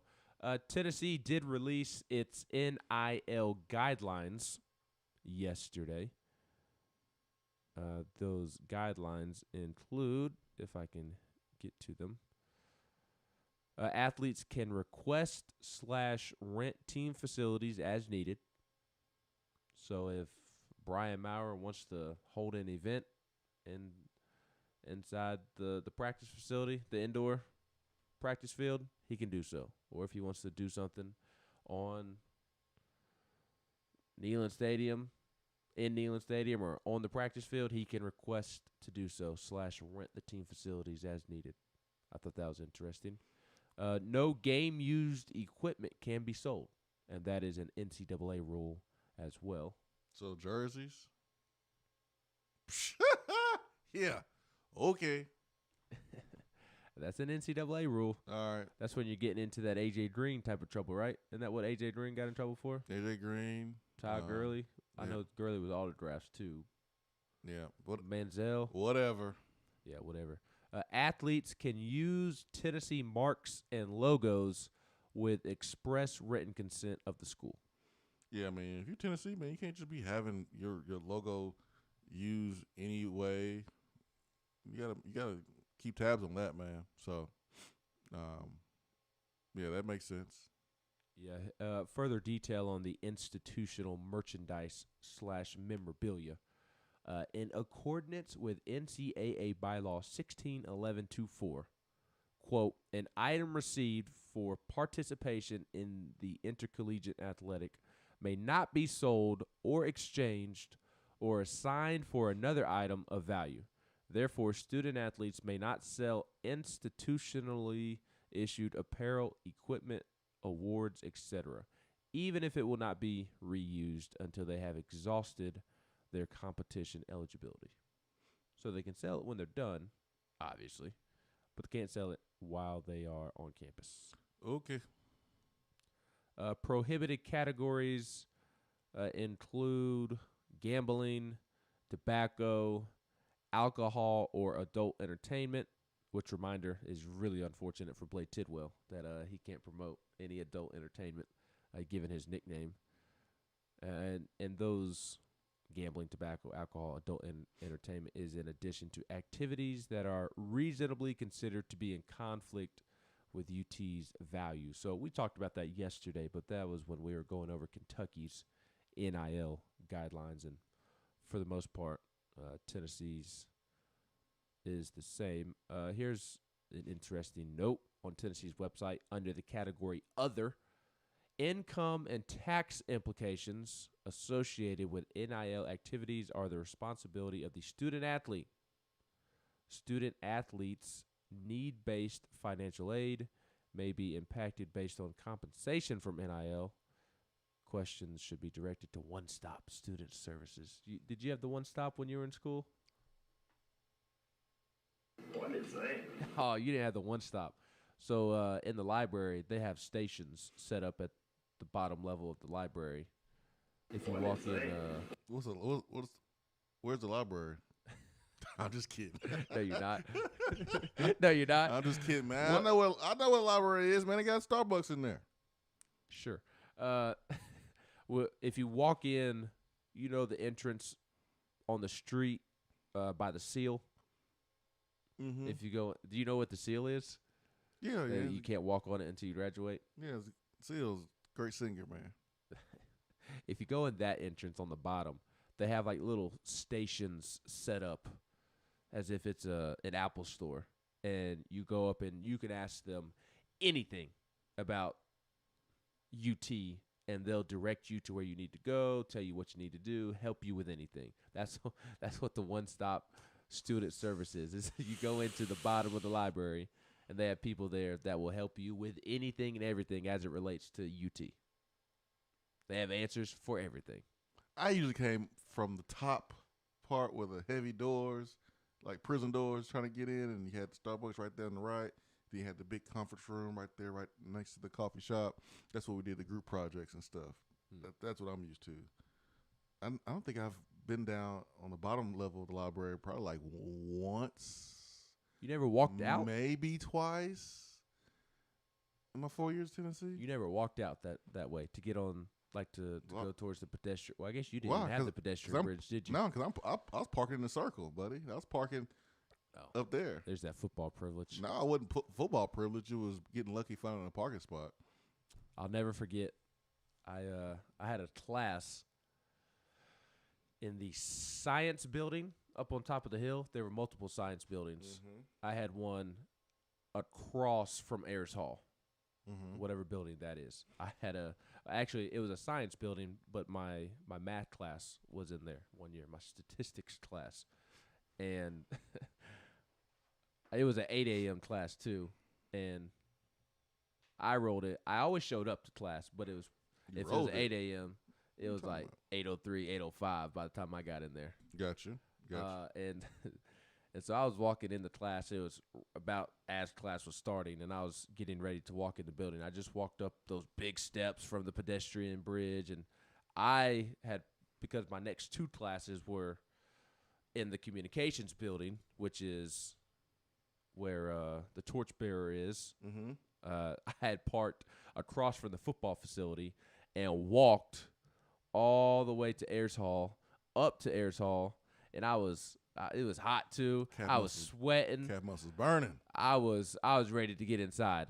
And here comes Alvin Kamara and Jalen Reeves-Maybin and their nice little car, and they just pull up, and there's no parking at the top of Ayers Hall. None. You've been up there. It's just a circle with like 3 parking spots. Yeah, the whole area is like 3. There was one parking spot open, and these dudes just turn in, and there's like somebody out there like monitoring the parking, and he just kind of looked at them. I was like, okay, y'all have a good day. He dropped the tag on their car when they wasn't looking, or when they went inside. I bet they didn't. I bet they did. Cause I watched him. And he just kept walking. You know how them parking meter folks. They don't want to give you a ticket while you're looking at them. They gonna wait till you go in the building. Too awkward. Oh yeah, I'm gonna get him now. Wait till he leave. I'll never drop forget it right that. on his windshield. I walked across campus in August. I think it was August or September. It was during football season. 8 a.m. class. I hated being up at 8 a.m. anyways for an 8 a.m. class. And here they come, Jalen Reeves-Maybin and Alvin Kamara, taking advantage of their football privilege, just rolling up and parking at the top of Ayers Hall. You know what I used to do? I used to park illegally, or didn't put money in the meter or whatever, and there was a car that was parked in front of me or behind me that already had a ticket. You take theirs? I would take their ticket and put it on my window, or I would take an old ticket and put it in my window. It didn't work all the time, but you never know. I have a friend that went to Alabama. I think that's illegal to do. It is illegal. Because how did that person know they got a ticket? My bad. My bad. If you showed up to graduation and they wouldn't let you walk across stage because you had speeding tickets, it was Swain's fault because he took the ticket off of your window and put it on his. My bad. But I had a buddy that went to Alabama, And the story sucks already. I mean, it does, but it gets pretty funny. The story sucks. It does, because it's a bammer. But each semester, at the beginning of each semester, there is a teacher that would park in the parking lot that he would need to park in for whatever his degree was. It was where that building was. Mm-hmm. There's a teacher that drove a convertible and had the teacher parking pass. And my buddy, at the beginning of each semester, would walk up and snatch it. He would just snatch the teacher's parking pass. You think he's a football player or something? And take it, and he would use that teacher's pass the entire semester. Man, he must really think he's a football player. Get away with something like that. that is rich. All right, so I mean, as long as nobody sees you take it, I guess. I mean, you're risking, 10 seconds for an entire semester's worth of parking, and if you get caught, I mean, what's your punishment? All you're gonna do is give it back to him and say you're sorry. Yeah, I don't know. I think the 10 seconds is worth the risk of an entire semester of parking where the teachers get to park. And why is the teacher going into a building and leaving his convertible car down? That's the bigger question. You're on a campus full of kids, young adults who don't make good decisions, and you're leaving your vehicle unattended with your convertible down. That's right, Ben. How about we victim blame now? In this instance, he gets it for what? Yes. Let's just start victim blaming. I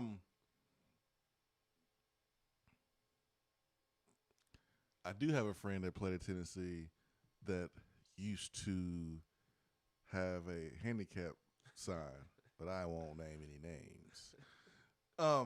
Did they take it from their parents or something? I don't know where they got it, but it was valid and they used it. But ain't nothing wrong with your legs, man. You just squatted 585 pounds the other day in workouts. What's wrong with you? That's what's wrong with his legs. Yeah, I know, right? All right, so taking 48 minutes to get to this, but businesses, they will have to vet these athletes. Now, hopefully they vet these athletes before signing a deal better than Dave Hart vetting Donnie Tyndall, but that's what is going to have to happen. Everyone is kind of just forgetting about that. Not every athlete is marketable. Some you don't want to touch. Now, Ben, we may not have had a ton of drafted players, from Tennessee compared to other SEC programs, but the process is pretty much the same. And that is a NFL scout will come to your campus and they will watch film, they will watch a player practice, and they are going to talk and ask everybody around you about you and your character. It can be the janitor. It can be the people that work in the cafeteria. It's going to be the people that work in the Thornton Center. It's going to be members of the weight room staff. Obviously, it's going to be your coaches. And they're going to find everything about you. The equipment team. How do you treat people? Because they're making an investment in you. Well, what do you think businesses are going to do? Vet them. They're going to ask questions about the athletes to probably administrators around Tennessee, probably coaches. Who knows who they're going to ask and try to find out information. It's already taking place. Oh, it's definitely taking place. It's definitely taking place. I've talked to a few business owners who are asking me about the character of some of our players. I just direct them to to someone that can answer their questions, maybe better than mine, or be able to give them, more insight, give them, more information. So, these athletes just need to be careful. They need to understand that a business may love to work with you, but how you treat people, how you carry yourself, even though you don't have a criminal record, their views may not line with what you have done so far as a student athlete. So that's something to take notice of. There's going to be some guys that's going to get a lot of money, and there's going to be some guys that won't. And how does that affect the chemistry?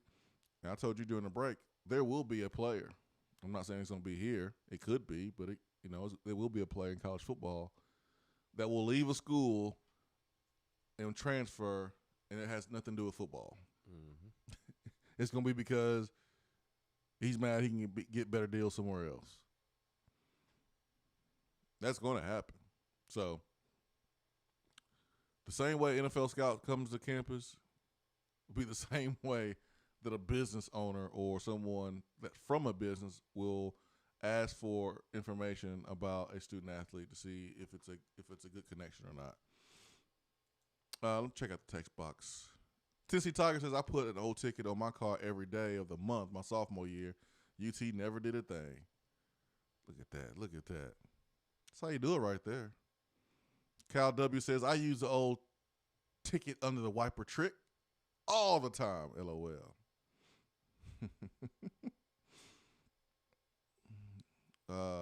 DR Vol says, Peyton Manning sponsored by Limpton Tea. I don't get that one. I don't either.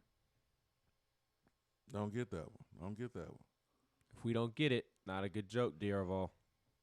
Or the joke went over our head and maybe something wrong with us. But if it was a good joke, the joke wouldn't go over our head. Maybe. Nelson says, do you guys think we can get Kofi Coburn? I know you was looking for me to say something different. If he decides to not go pro, the Illinois All-American, force of nature, the closest thing to Shaq in college basketball last year, a force. I don't know why he is in the transfer portal, but man, if Tennessee is able to get him, it is over. But you know who else is going to be in it? Kentucky. You already know. And I know one thing. I ain't trying to see him. I don't want to play against Kofi. He would be a problem. Tennessee does not have a single player that matches up with Kofi Coburn. He would be a problem. Now, I would love to see him in Knoxville. Me too. You pair him up next to John Fulkerson, Kofi and Folk. Oh, Kofi and Folky. You think I think Folky should cut Kofi into his pals deal to help get him here. I don't know about that. I do. Folky, you are a good person. Remember this. Sharing is caring. Folky is a good dude, man. He would be the one to do it. He forgave someone for breaking his face. In like a day. That's why Kofi is transferring, because Illinois brought in that thug Omar Payne. Thought that it was not a good environment for him. I don't blame you, Kofi. I would have left too if Brad Underwood, isn't that the coach at Illinois? If my coach brought in a guy like Omar Payne, somebody's just not somebody that's going to rub off on me very well, I would transfer too. But him and Folky together, 4 in the 5, that would be fun. And then you bring Brandon Huntley Hatfield off the bench first, out of the post. I don't know if Huntley Hatfield would feel a certain type of way about Tennessee bringing in Kofi, but I think it's worth it. I don't know how well Kofi translates to the NBA because he is more of an old school center, and teams even in the SEC like in Alabama and LSU, team Arkansas, Florida, teams that want to play small ball and shoot a bunch of threes and get up and down the court, they'll play Kofi off of the floor just because he'll be a defensive liability at that point when they do spread out the floor. So that would be a concern. But I mean, there's nobody in the country that can guard him. Nobody. No, he'll be a problem. I do wonder if he'll actually give legitimate consideration to Kentucky, because they brought in that center from West Virginia, the former 5-star that transferred in the middle of the season. Oscar, first name's Oscar. Zero idea how to pronounce his last name. De La Hoya? I wish. It's like something like that. Yeah, I think that sounds about right. Diarval says that Aaron Torres, friend of the show, said that Coburn is He's going to Kentucky if he's not going pro. So I went to go check out Aaron Torres' Twitter feed, and I saw a poll that said, who is the best basketball team in the SEC right now? I'm like, who the hell knows right now? But the votes were 46.5% Kentucky, 35% Arkansas, and 12% Alabama, and others 6%. Kentucky fans, y'all have anything else to do than stalk Aaron Torres' Twitter account? Because who in their right mind thinks Kentucky is the best basketball team right now with what they did last year? But you know what? They might be.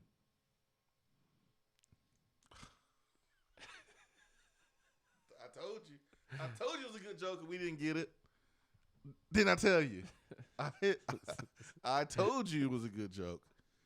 I told you it was a good joke. It just went over our heads. But D'Arval, you dog, you. Here's the thing. Oh, I don't know if you're ready for this, Swain. I'm going to say it, and then we're going to keep it moving. Do I need a dump button? Possibly. I don't think you should say it. It is Freaky Friday.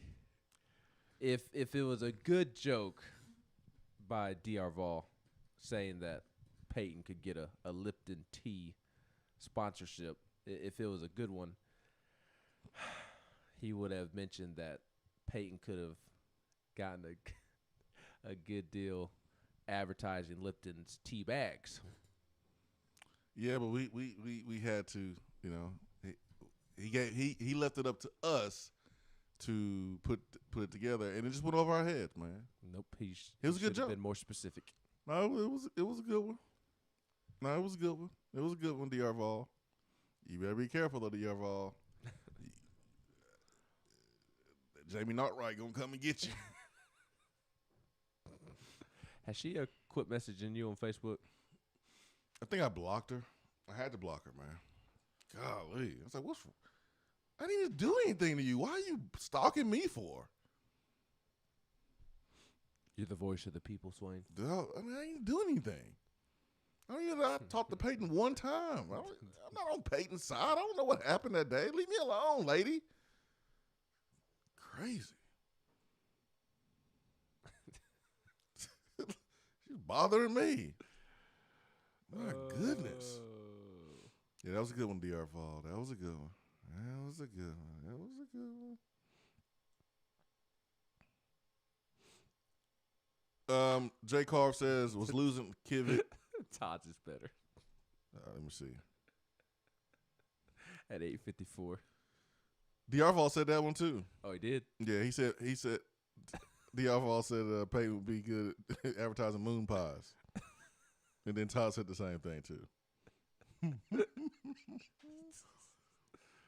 But Ross Kivett, somebody asked about Ross Kivett. It's not funny. Jay Carve asked if losing Ross Kivett, the former Tennessee volunteer assistant, no pun intended, if losing Ross Kivett was more on Tennessee for not being quick enough to help Tony get more money for his assistants, or him wanting to move on and advance his career, and how big of a loss was that recruiting-wise? Any update on Tony's deal? Thanks. Good question. With Ross Kivett, that was simply him outgrowing the volunteer paid assistant role that he was in.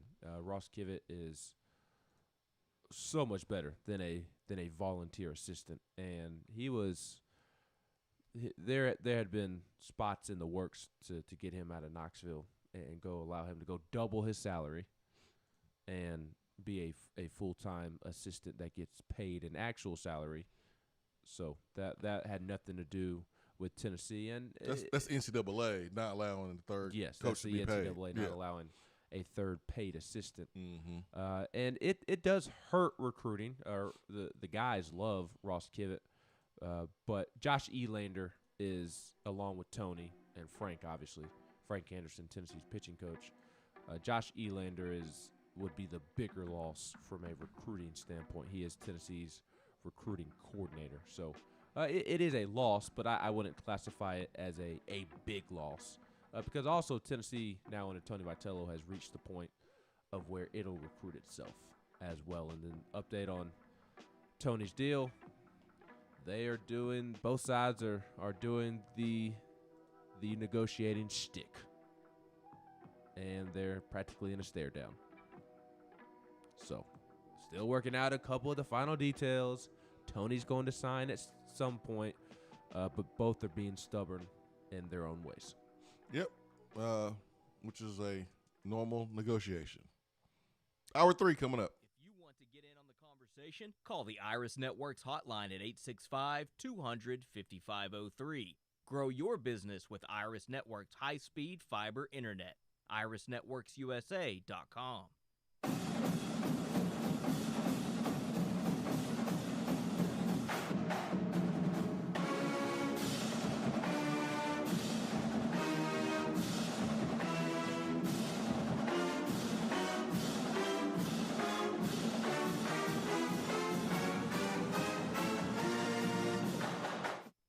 Top 100 barbecue restaurant Dead End Barbecue is a no-brainer when you are craving the smoky flavor of quality Q. Dead End makes it easy to enjoy their fantastic menu with online ordering from Chow Now for pickup. Or if you don't feel like leaving the house, then have Dead End Barbecue delivered right to your door by Loco Knoxville or Bite Squad. Cheer on your favorite team with the best barbecue around. Check them out online at deadendbbq.com. Dead End Barbecue. The search is over. Hour 3 of the Swain Event is brought to you by the Low T Center and lowtcenter.com. Do you know your numbers? Feel like you again. Let us help. Guys, your health right now is more important than ever. I recommend Low T Center. That's where I get my levels checked. It all starts with the annual wellness exam where they do a comprehensive health assessment exclusively for men, making it quick and easy to take care of your health. And now they offer monitored self-inject at-home testosterone treatment. Most insurance is accepted. Go to lowtcenter.com now to book your appointment and make your health a priority. Low T Center, reinventing men's healthcare. Out-of-town law firms have been swarming into East Tennessee lately. Firms from Memphis, Chattanooga, and Birmingham have stormed into the area. Wouldn't you rather do business with a local law firm?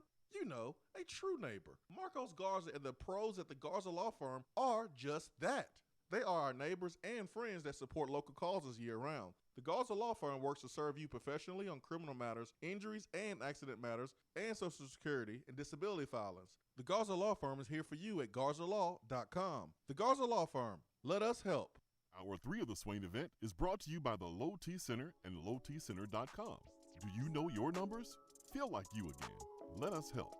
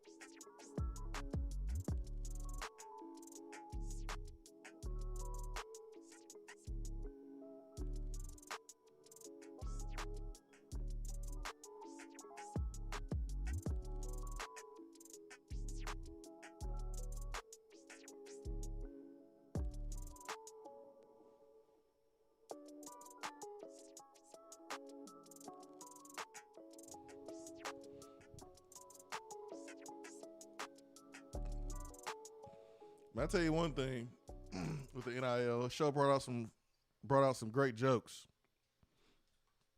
It's brought out some great jokes. Oh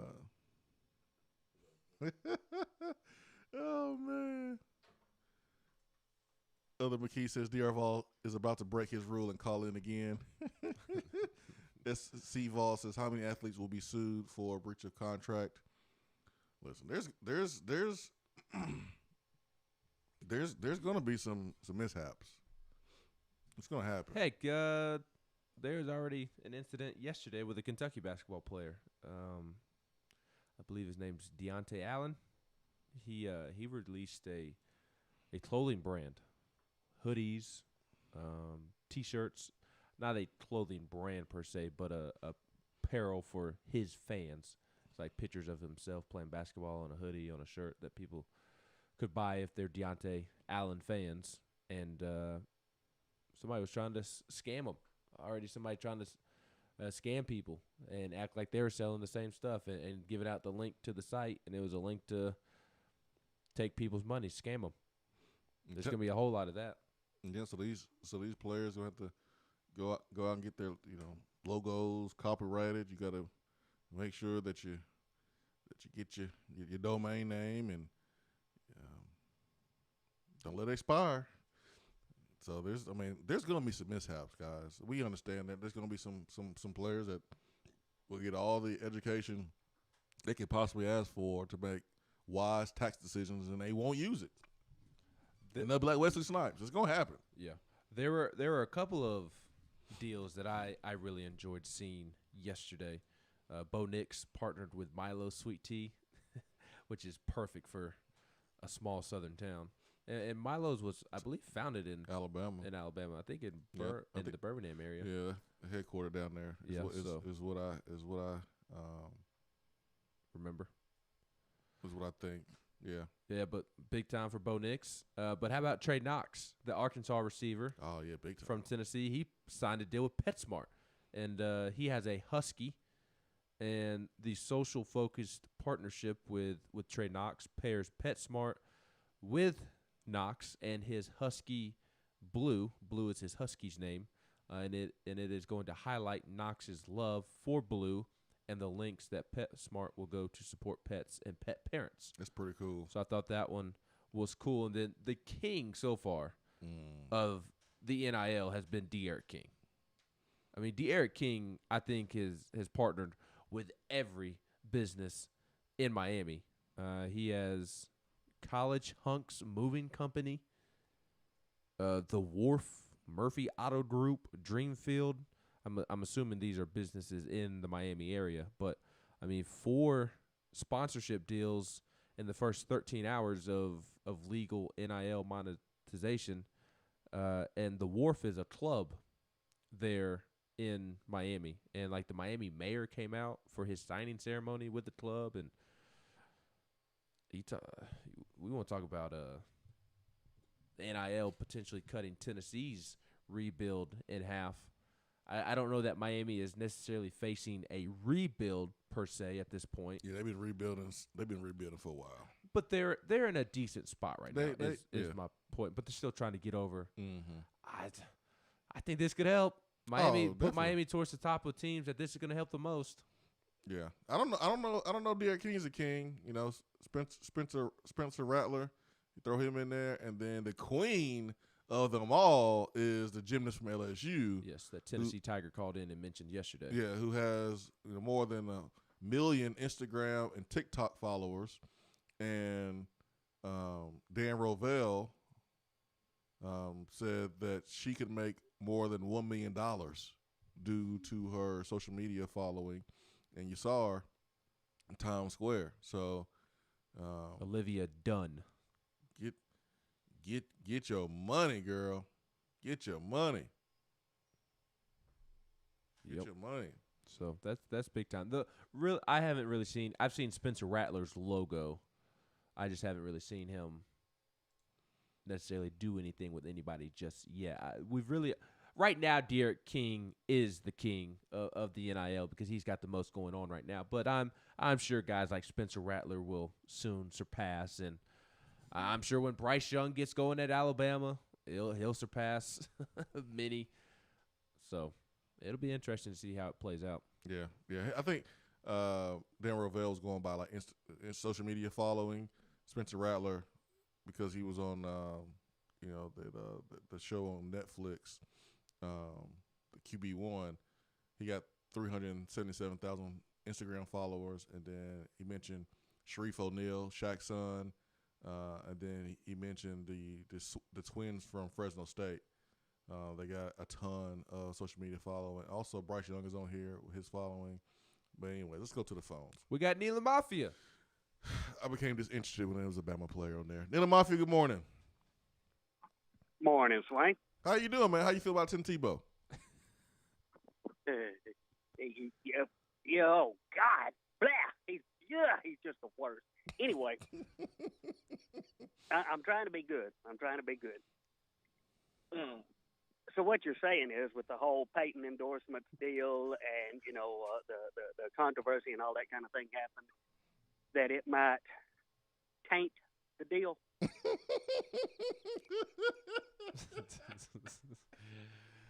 I'm just asking. The GOAT has arrived. Yeah, possibly. Swain, me and you got beef. Oh man, dang! Why? Yesterday, I was serving you up gold on the text box, and every day, everything I said, you were like, "Man, I can't read this. I can't read this." And I used the Queen. No. I used the Queen's English. I didn't say one dirty word. And you got these good people out here thinking that I'm some kind of just foul mouthed pervert, and Swain, it hurts.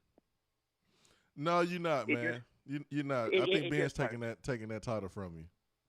Because, see, I mean, I said that Candace Parker could have made a mint selling Louboutin shoes and Victoria's Secret, and you wouldn't even say that. I'm like, Swain, it's just sad. I mean, the endorsement possibilities are endless. I saw where Brian Niedermeyer signed a deal with Visa prepaid cards. But the other thing, you wouldn't even quote me on it. And I have seen this stuff on TV commercials, Swain. I failed you. It's not my fault that Henry To'oTo'o signed to endorse Vagisil. I got nothing to do with that. I simply report it to the people.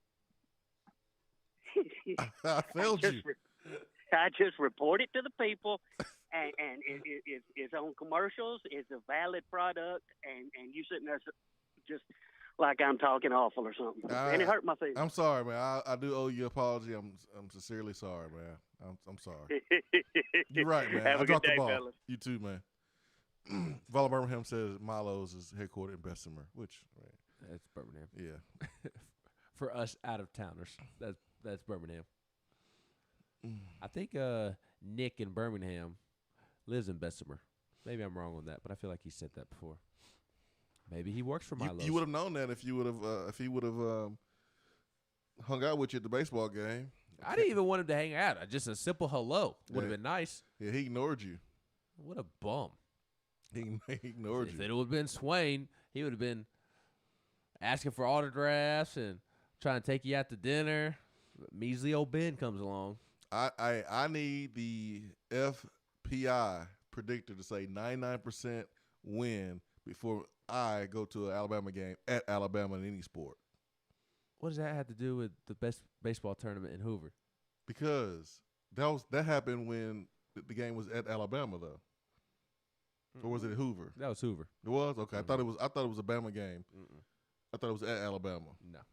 Okay. No, this was at the SEC tournament. Okay. When he came down, it was for the Bama game that he was there at, the one that Tennessee lost, I believe, or it was on the Friday game. No, it was on the Thursday game because I remember him saying that he couldn't come to the Friday one because it was so early in the morning. Okay, I got confused. Nick went to he did go to the Tennessee-Alabama game when it was at Alabama.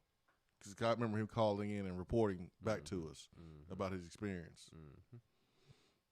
DRVO says, "Don't worry, Ben. We're about to hang out with each other on the beach." No. Y'all gonna rub some tan lotion on each other's back? No, that's what my wife is for. That's what his fiance is for him. That's why we have significant others. Or actually, you know what? I'll gladly put suntan lotion on DR Vol. Oh gosh. You know why? I think I've told this story on air before, actually. When I was I hope my dad's listening. When I was in middle school, we were at the Outer Banks for spring break. Or no, it wasn't that. We just went to when we lived in Savannah. We just went to the beach for the day because we were like 45 minutes from the beach. And it was me, my dad, and my sister. A getaway day to the beach. And since my mom wasn't there, my dad was in charge of making sure my sister and I had sunscreen on and all that fun stuff. So obviously I can't get my back, so he was putting sunscreen on my back. And this dude, he didn't even rub it in on my back. He just like smacked me, and I was like, "All right, you're good to go." That's what I would be doing.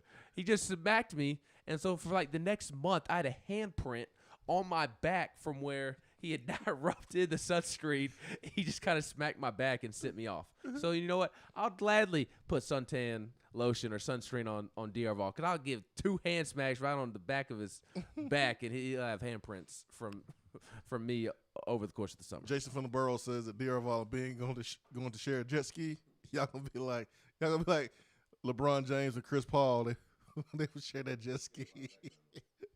Brandon says Ben and DR Vol are going to be wearing banana hammocks together on the beach holding hands. oh man.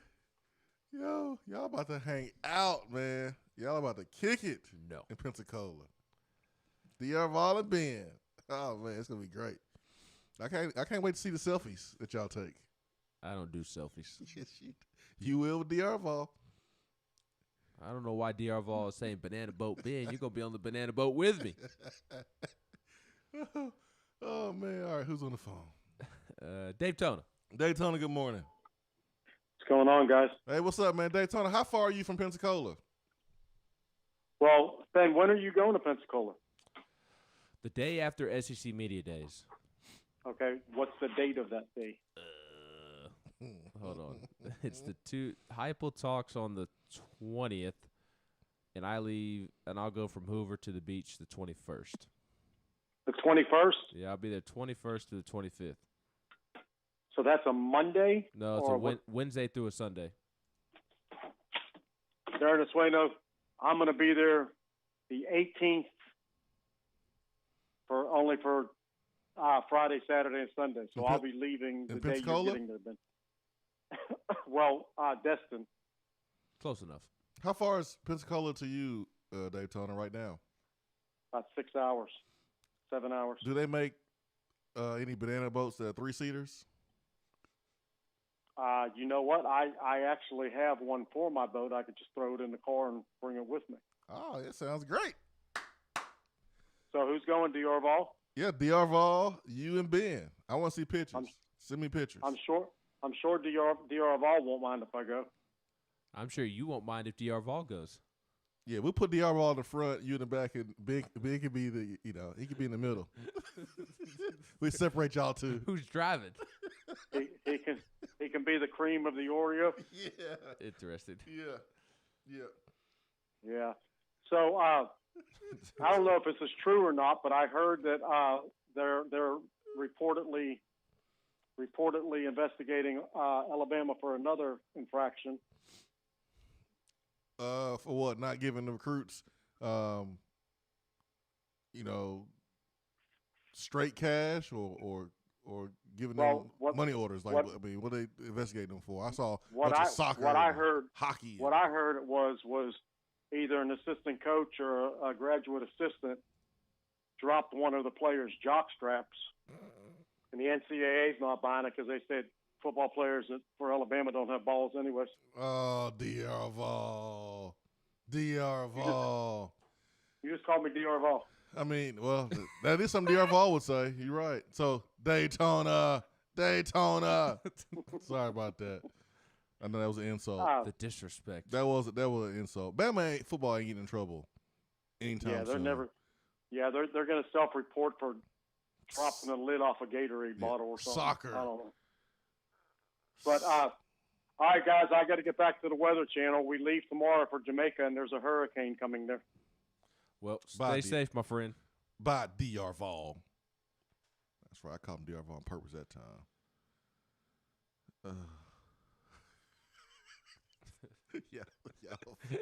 Y'all fool on the text box today. Oh, I don't know what Steve Ballmer was doing, man. I was like, yo, what? The owner for the Clippers, when the Clippers wound up losing anyways, he was excited on the sideline.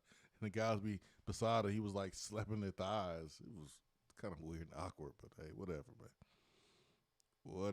Whatever. Daytona brag about taking another vacation. Oh, man. Henry says that he grew up with B.J. Edwards' mom and Tiffany. And just saying that boy can ball out. Ball out. Henry says 2 short months in his football time in Tennessee. GBO, hashtag Rocky Top. That's what he said there on our YouTube comment section. Ben McKee, Jason Swain, hour number 3 is powered by Low T Center and lowtcenter.com. Shout out to my brother who also commented on the YouTube comment section. The best of the Swain bloodline. It would be true if he was actually a Swain. But he does have your blood in him, and he has your blood in you. Y'all share the same blood. Same mom, not the same dad, though. Swain came from dad. Nice try, though, Ben. Swain Event, be right back.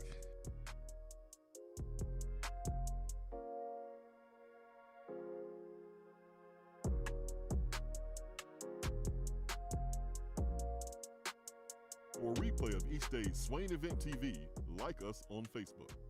Good morning, Swain Event crew. As the weather heats up, so does our market. And from Johnson City to Knoxville, eager buyers are grabbing up many available properties. The chili is hot in East Tennessee, so if you are ready to buy or sell or want to talk more about our local real estate market, I'm just a phone call away. Or email me at jennifermorris865@gmail.com. And go Vols! JC's Tree and Landscaping Service specializes in quality tree work done at an affordable price. Trimming and removing trees are their specialty. They also offer other services like land clearing, stump grinding, crane services, and all of your basic landscaping needs for both commercial and residential.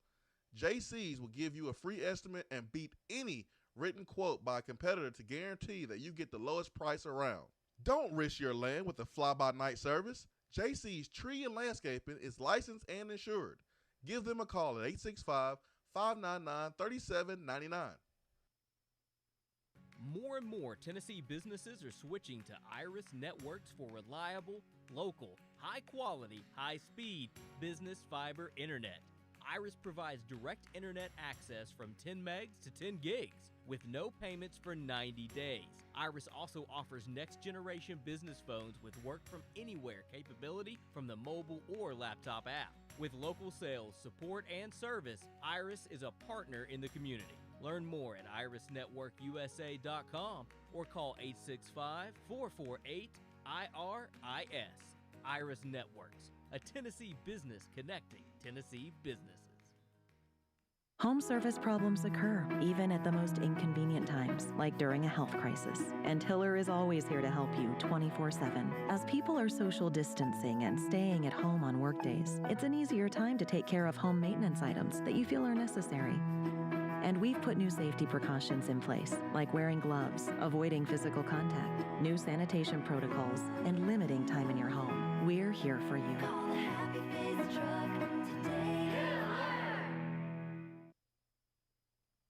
Guys, your health right now is more important than ever. I recommend Low T Center. That's where I get my levels checked. It all starts with the annual wellness exam, where they do a comprehensive health assessment exclusively for men, making it quick and easy to take care of your health. And now they offer monitored self-inject at-home testosterone treatment.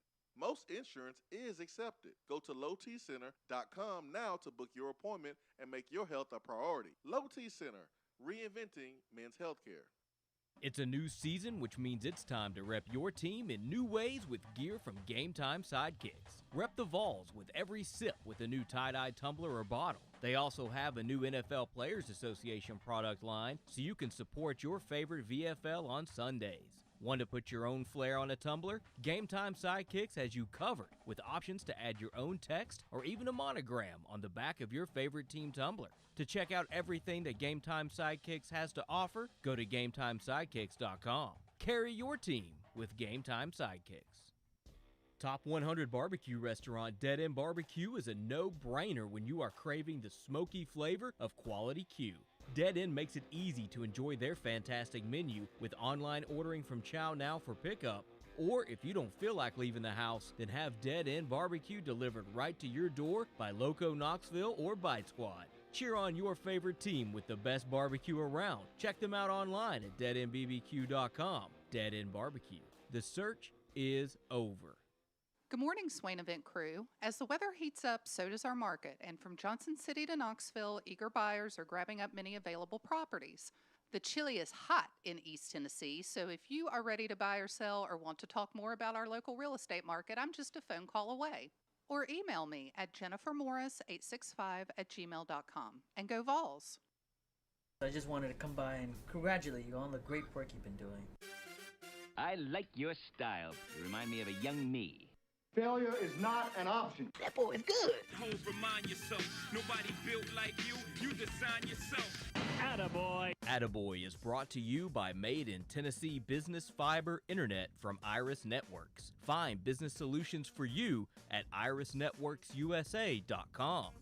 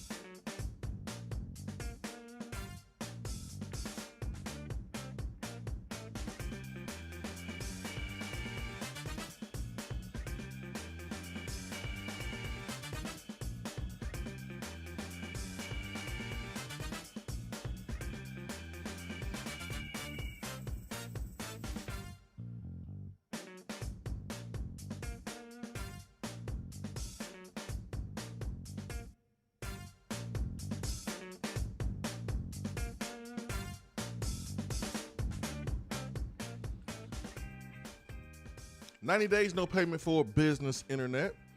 Iris Networks USA is the website. Iris Networks specializes in fiber internet and voice. Again, 90 days, no payment for business internet. And they bring us Attaboy today here on the program. And Ben McKee, what do you have for Attaboy today? I have an Attaboy for Blade Tidwell and Drew Gilbert, Tennessee's starting center fielder and one of Tennessee's starting pitchers. They have been named to the USA Baseball Collegiate National Team. This was announced on Thursday by USA Baseball. The two will begin their summer stints today, as the 45-man roster will be split into two separate teams, the Stars and Stripes, and play 11 inter-squad scrimmages. 10 of the team's 11 games will be played in the cities of the Appalachian League, which is in its first season as a summer collegiate league as part of MLB and USA Baseball's prospect development pipeline. The CNT will also play a game at the USA Baseball National Training Complex in Cary, North Carolina on July 4th at 1:30 p.m. Eastern. The game will be streamed on usabaseball.com and on USA Baseball's Facebook and YouTube channels. UT is one of 12 programs to have 2 or more players included on this year's collegiate national team, while 30 different schools were represented in total. So, Blake Tidwell, a.k.a. Tiddy, and Drew Gilbert get today's Attaboys. We are a baseball school, right? According to the people. How quickly they move on from basketball.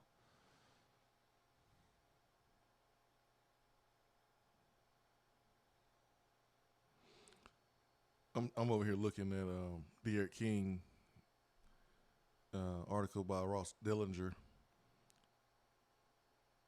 An older brother turned manager, a 5-figure signing bonus, $20,000 in deals, 50+ branding, calling, and one heck of a schedule.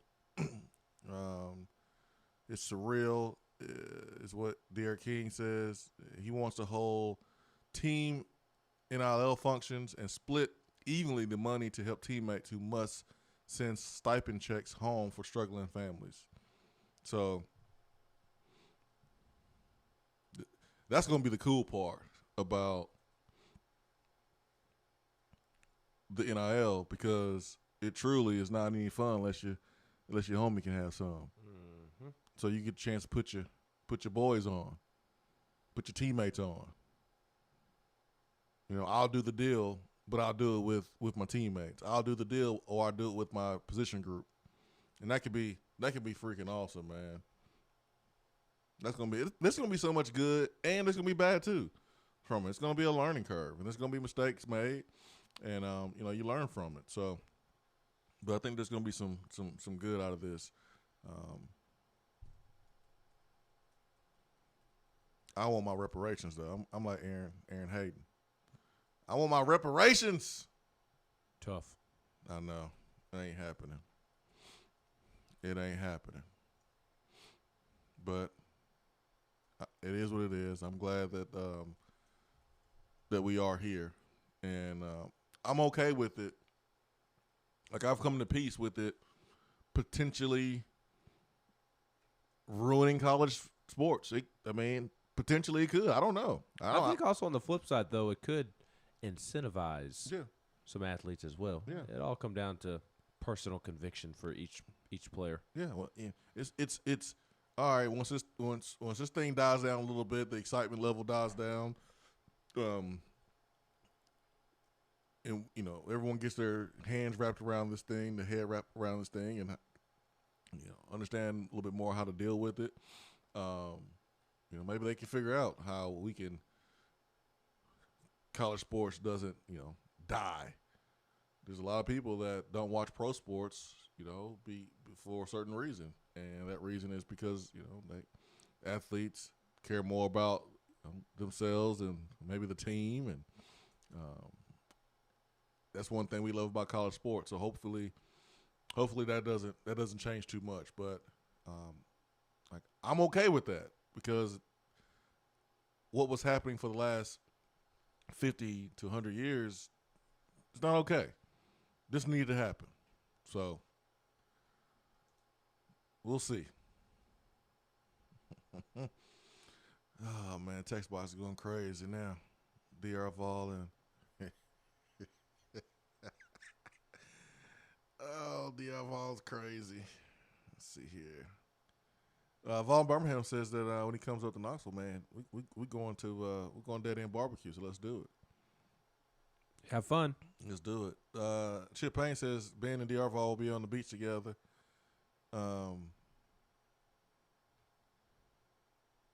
Having fruity drinks. I'll say that because the wording here is weird. I drink whiskey. That is the one thing you cannot make fun of me for. The phrasing, Chip Payne, is a little off here. I drink whiskey. I can't speak for Swain when he goes to the beach and he drinks his pina coladas while he's in Crocs. Boy, I can't speak for DR Vol while he gets drinks with little umbrellas in it. I drink whiskey like a true Tennessean. The last time I went to the beach, I had a handle of Jack Daniels. That's what I took with me. So I'm taking 2 this time. I'm taking straight Jack, and I'm taking my Jack and Green Apple. Oh, well, that means we'll get more videos of you dancing with the book bag on then. Well, my wife is going to be with me this time, so that's more so why I'm taking it. Vaughn Birmingham, come on up, man. We look forward to breaking bread with you at that end barbecue. You look forward to breaking bread with him. Y'all have fun. You not going? No. Why? He didn't want to come say hello to me and while I was in Hoover in his backyard. I'm not going to come say hello to him when he's in my backyard. I'm petty. You hurt. I know Chip Payne with the drinks call, but you worded it funny. Do you want me to read off what you said there, Chip Payne, huh? I'll read it. Here it is. Hold on. I'm associated with this message. Please do not read this.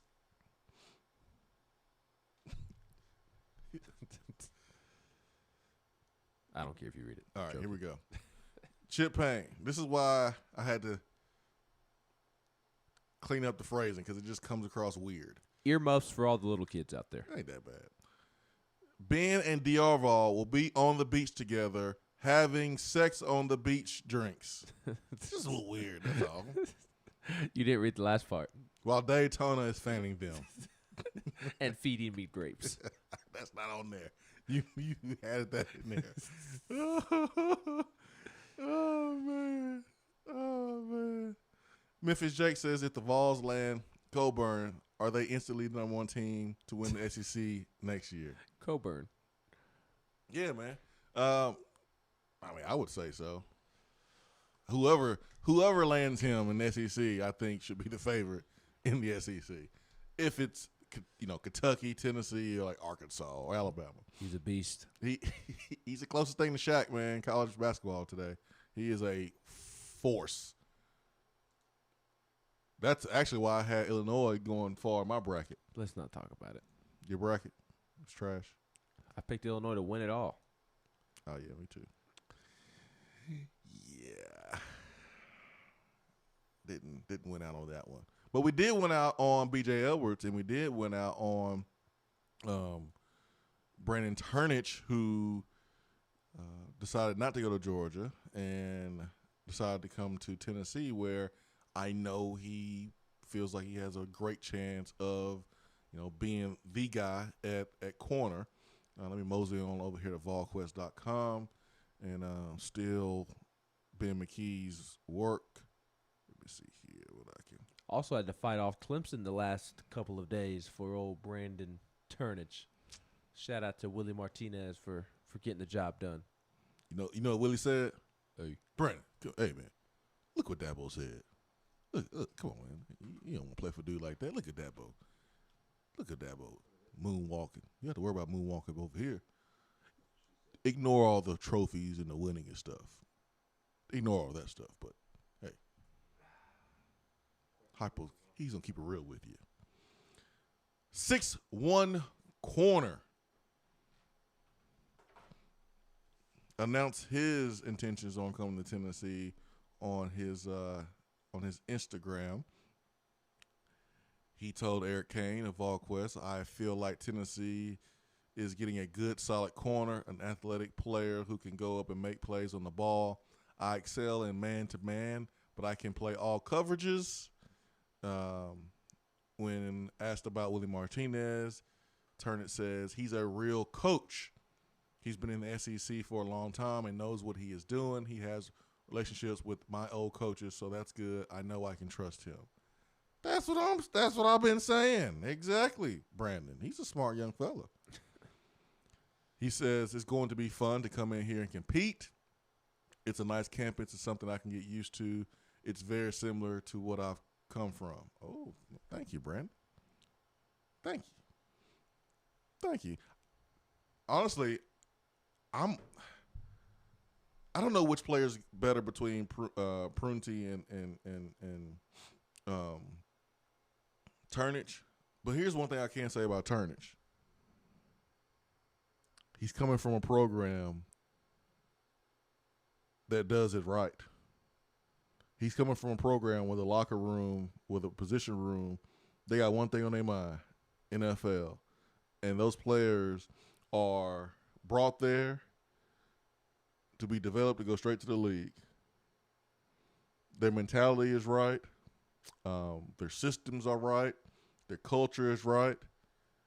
And it pains me to say it because it's Alabama, but it's just the truth. And so you get his positive impact on that room with the corners and how they do things at Alabama versus a guy that's coming from Kansas who was the big fish in a small pond. Not saying that, Prunty couldn't do the same thing if he, was a good leader and had a great attitude and was a good player. But I do see the advantage for Brandon Turnage coming in the same way that Brandon Kennedy came in with the offensive line.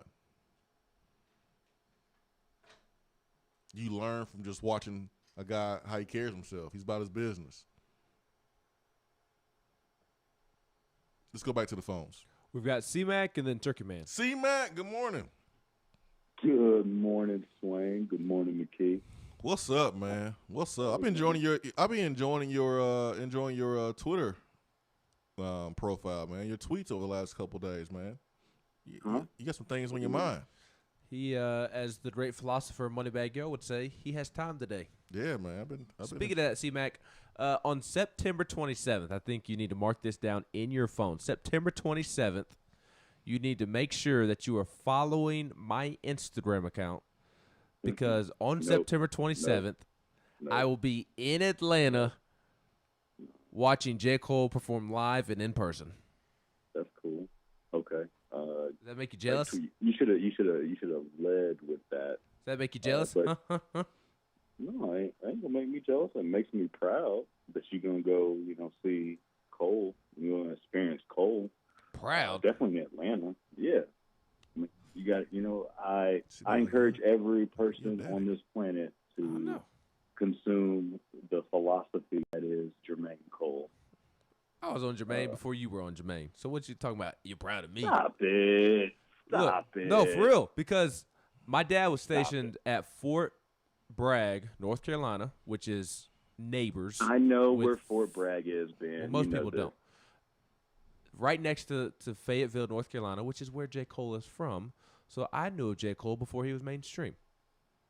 Okay. I'll just put it like this. Do you have a copy of the warm-up on CD? All right, guys, put the rulers up, okay? I ain't think so. What you call? I do actually, but what did you call in for today, my friend? I didn't mean to get into No, a it's all huge good. It's all good. rabbit It's all hole. good. Because I am going to see, Cole, 14 days after you do, but here in Denver. So, I can see him first. Yeah. Put the measuring tape, guys, up. Put it up. All right, put it up, guys. All right. Why I called today? We don't have anything more than 6 inches anyway. So what's up? What's up, C-Mac? Swain ain't trying to be funny. All right, so I guess I got to be the person to call this out. But for real, like, what are we doing today? What are we doing? Like, I'll start with the national, with the young queen, the young record setter queen. All right, she was just like not even 60 minutes ago was on national TV doing an interview. Sha'Carri Richardson, that queen, for real, man. Like as she said in her interview, not even 60 minutes ago, who is she to tell you, whoever's listening to the sound of this program, who is she to tell you how to cope with whatever you're dealing with? Secondly, like the cops. C-Mac, but wait, no, hear me out. Ain't no but on this right now. All right, we have human beings that's been locked up for years because of this entity, but yet across 20 different states, we have people making millions upon millions upon millions of dollars on the business side. We ain't even talking about the tax money that these 20 states are getting and how that could be beneficial to the other states who choose not to participate in this area. But more specifically, man, bro, Mr. Officer, you couldn't ask a young man to throw what is the equivalent of not even a little pebble or a nice little medium-sized rock in the palm of your hand. Just throw it out and step on it on the ground and keep going about your day. Because he didn't get no ticket for being intoxicated behind the wheel. He only got a ticket for having possession. We're going to waste time. We really need revenue for the local justice department. Really, for real. Yeah, listen, man. I feel you. Like we're talking like 2 grams. It's not that not big even deal, but it's still he's still not supposed to do it here, right? He's still not supposed to have it. Officer was doing his job, but at the same time, he could have just thrown it out and said, keep it moving. He could have done that, and I'm sure other places they do that. As far as Richardson is concerned, the Olympian that is she's going to the Olympics. She's an LSU sprinter. She has some tragedy in her life, and she was smoking some weed to deal with, some of the, emotional things that she was dealing with, and she was, using as a coping mechanism. Her mother had passed away, and listen, I understand that, and like I look at Caden Salter, like I understand going through that, losing a parent. I get it, but at the same time, it's like, you know the rules, and the rules are the rules, and you a sprinter, you can't just put anything in your body. So like, that's the part where like, if you want to fight that fight that you're speaking right now, C-Mac, fight it when you follow the rules. Don't follow it after you got caught breaking the rules. That's all I'm saying. Okay. Oh, so it's cool for Phelps to have 28,000, gold medals, and then right after he said, "I'm done." Oh, by the way, I was. By the way, I was, Cheech and Chong. It is cool because he didn't fail the drug test. If you don't fail the drug test, yeah, you can say, yeah, I was blowing it up. I was blowing the house down with Snoop, whatever. I passed my drug test, whatever. But if you fail your drug test, man, the rules say that you gotta pay the price on that. All right, that's cool. All right, it ain't gonna prohibit the destiny. Well, I think that's my main message in all of this. This won't deter the destiny of the young queen or the young man. Okay, it's not going to derail the destiny. All right, we all hit speed bumps in life, and before I give way to the great, my guy, Turkey Man, I just want to add this little personal thing. Since Swain said you've been enjoying the content. Listen, I ain't the biggest tree in the forest, all right, but we all kind of have expectations of, I assume, Ben like 5'5", I assume that. I assume Swain about like 6'1,000", right? No, that ain't the case. You got to throw away whatever preconceived notions that you have in your mind, because folks going to come in all different shapes and sizes. As long as you carry yourself with respect, you won't get caught up in any mess. I almost got caught up in mess last night because I finally ran into the person I work with in real life. And I'll tell you what, I did not expect that person to be as tall as he was. And so I got to watch, how I carry myself now, because if I choose to throw hands with this big Lennox Lewis Ma, it's going to be some problems. So y'all have an incredible Friday. Turkey Man, get the people what they need, what they want, man. Hey, thank you, man. Y'all take care. Happy 4th, man. Happy 4th of July, man. Hope you have a good weekend. And, hey, man, do I think weed should be legal? Yeah. The athletes smoke it? Yeah. Does most of the NFL smoke it? Yeah. But don't try to play that card after you get caught that it should be legal. It ain't. You know the rules. You got to follow the rules until you can do what you want to do. There's a time and a place that if you want to smoke that weed, you can do it. And you know that. Like, athletes know that window when you can smoke the weed. And if you decide to smoke it in a window that's dangerous and you get popped, hey, you got to deal with the consequences. Simple as that. Simple as that. You know. You know when you can smoke it and when you can't. Let's get to Turkey Man. Turkey Man, good morning. Good morning, guys. Happy 4th of July. And C-Mac there, he's my brother from a different mother, and we're going to sit down and break bread because we're going to look at things differently, I know, but we're going to get things talked out that people need to understand from a different direction. People look at things differently and only look at one side of things. There's two sides of the coin. And so like all the stuff we've been dealing with this past few years is coming about, and to get it done, as you said, we got to sit down and talk it over and understand all the spectrum of things, and not just one side. But I was going to ask you a question about this, what's going on about players being paid. If I understand this right, there's no excuse for us not having a quarterback, then one-time transfer.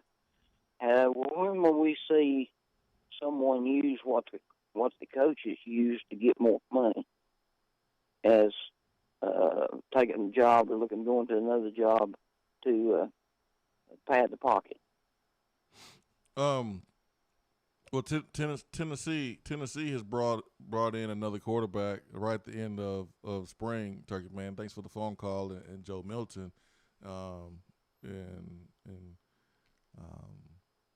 I think moving forward in terms of recruiting quarterbacks, how we handle our quarterbacks that we currently have as far as NIL will be very, very important. Let's be honest, the quarterbacks are going to be the biggest winners of the NIL in college football, more than any other position. Go look at the NFL, look at the commercials.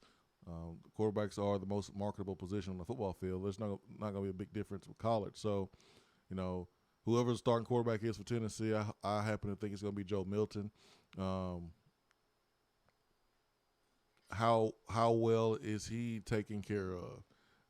And not taken care of as far as, all right, he's making bad decisions and saying crazy stuff on social media, and you just force it and have a deal with them anyways. No, like he does everything right. He's making plays. He's great to work with. I know if I'm a high school recruit, I'm looking at Miami and seeing what Derek King got going on down there. I'm looking at Oklahoma, see what Spencer Rattler got going on. I think that's going to be very, very, very important for Tennessee. On top of the development part and the winning part, that's going to be important too. So let's get to Foxball. Foxball, good morning. Good morning, gentlemen. What's going on? What's up, man? Oh man, I've been barely able to listen to the show this morning. So if I touch on anything and you've already dove into it, just shut me up. No worries. Go for it. Anyway, yeah, I do want to talk a little bit about what you mentioned earlier about Reggie Bush and how, excuse me, how he was saying that he should have his Heisman, given back to him, and how everything should be retroactive. The way that I look at that is the law, in my opinion, is in place to deter people from creating criminal activities. And also, I think you kind of have to live in the present. Let's say, nowadays, women are allowed to vote, correct? And they should be. But there was a time when they weren't. So what if a local county or province were to come up now and say, well, they weren't allowed to vote back then, so I don't want to allow them to vote now. That was the law back then. This is the law now. And to me, it kind of goes back to intent. You knew that what you were doing was wrong when you were doing it. And so, yeah, you might get away with it. Michael Phelps might get away with it. Somebody might get away with it, but you're still running that risk of, if you break the law, if you do something wrong, then you are going to have to suffer the consequences for it. And I mean, yeah, I work for a company that, a lot of states have legalized marijuana at this point. But even if your state has legalized marijuana, if you fail a drug test, you are fired immediately, even if your state has made it legal, because it's not a federal law.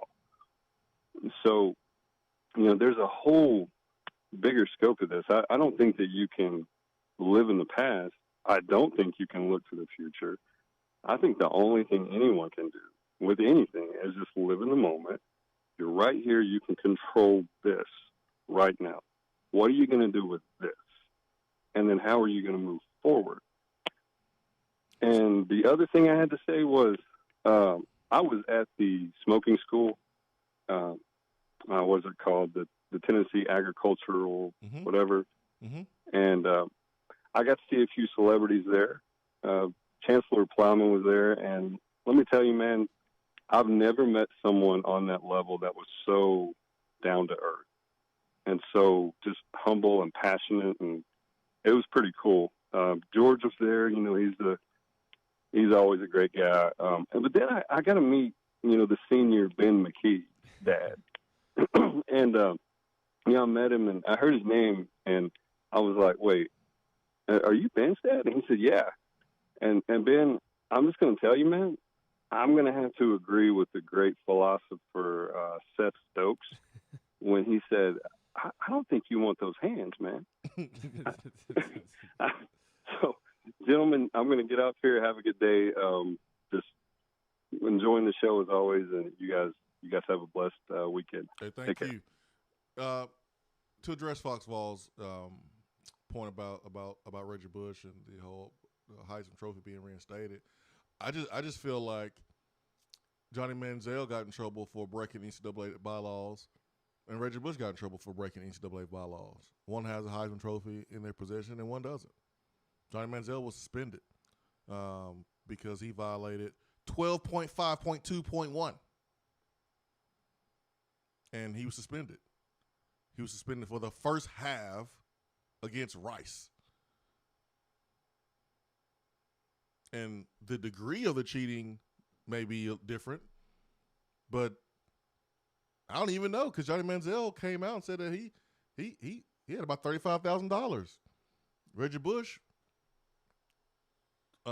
family was provided a home, was living in rental and given $10,000. So I don't know the dollar amount of the cheating that Reggie Bush did, but they both broke NCAA rules, and one has a Heisman Trophy in their possession and one doesn't. So if we're gonna do that, let's be consistent. That's all my point is. That's all my point is. And I can understand not lumping Cam Newton in there because he wasn't caught. That's fine. He wasn't caught. So you don't have to lump him in there. But Johnny Manziel was. So what's the difference between Reggie Bush and Johnny Manziel? That's all I'm saying. Let's just be consistent. And to Fox Vall's better point about my dad, who is the GOAT, shout out to Scott McKee.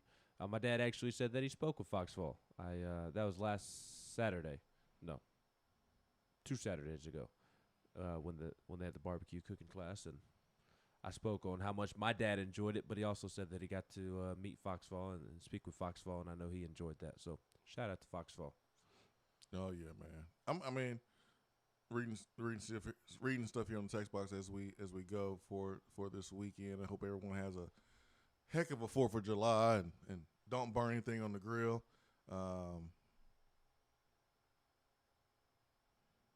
My dad had 2 butts on the grill yesterday, on the smoker yesterday. Oh yeah, he ain't playing. I already put in what he learned at the barbecue cooking class to test. He had yesterday was his day of the week or day of the month, whatever. I don't know how his company is doing it, but yesterday was his day to telework. So he set up outside.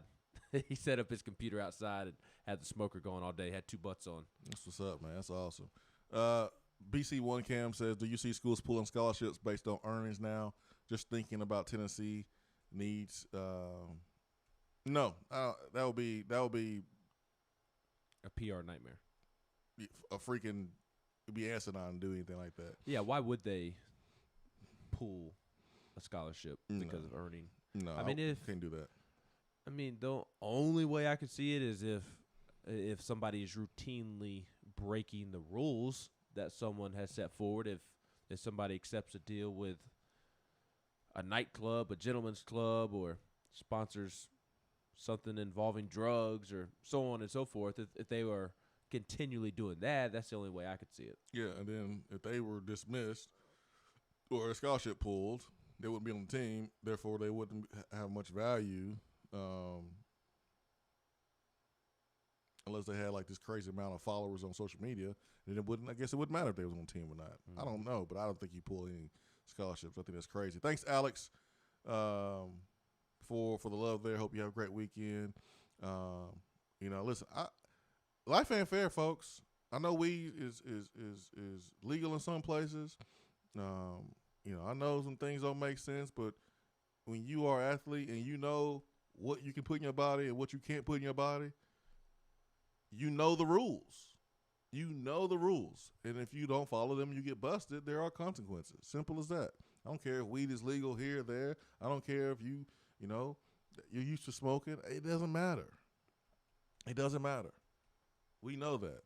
We know what we signed up for when it comes to things that you put in your body. And everyone knows you can't smoke weed and be tested. Like and not be held accountable. Every athlete knows that. Yeah, and like it's even heightened right now because the Olympics are about to start. Yeah. So I mean, I feel bad for her, like her story. And I do too, man. Like I'm not judging her for actually smoking weed. It's not my place to judge or to not judge. That's her own prerogative. But just the fact that, well, you didn't like that. No, I'm laughing at Nelson. But on the text box. like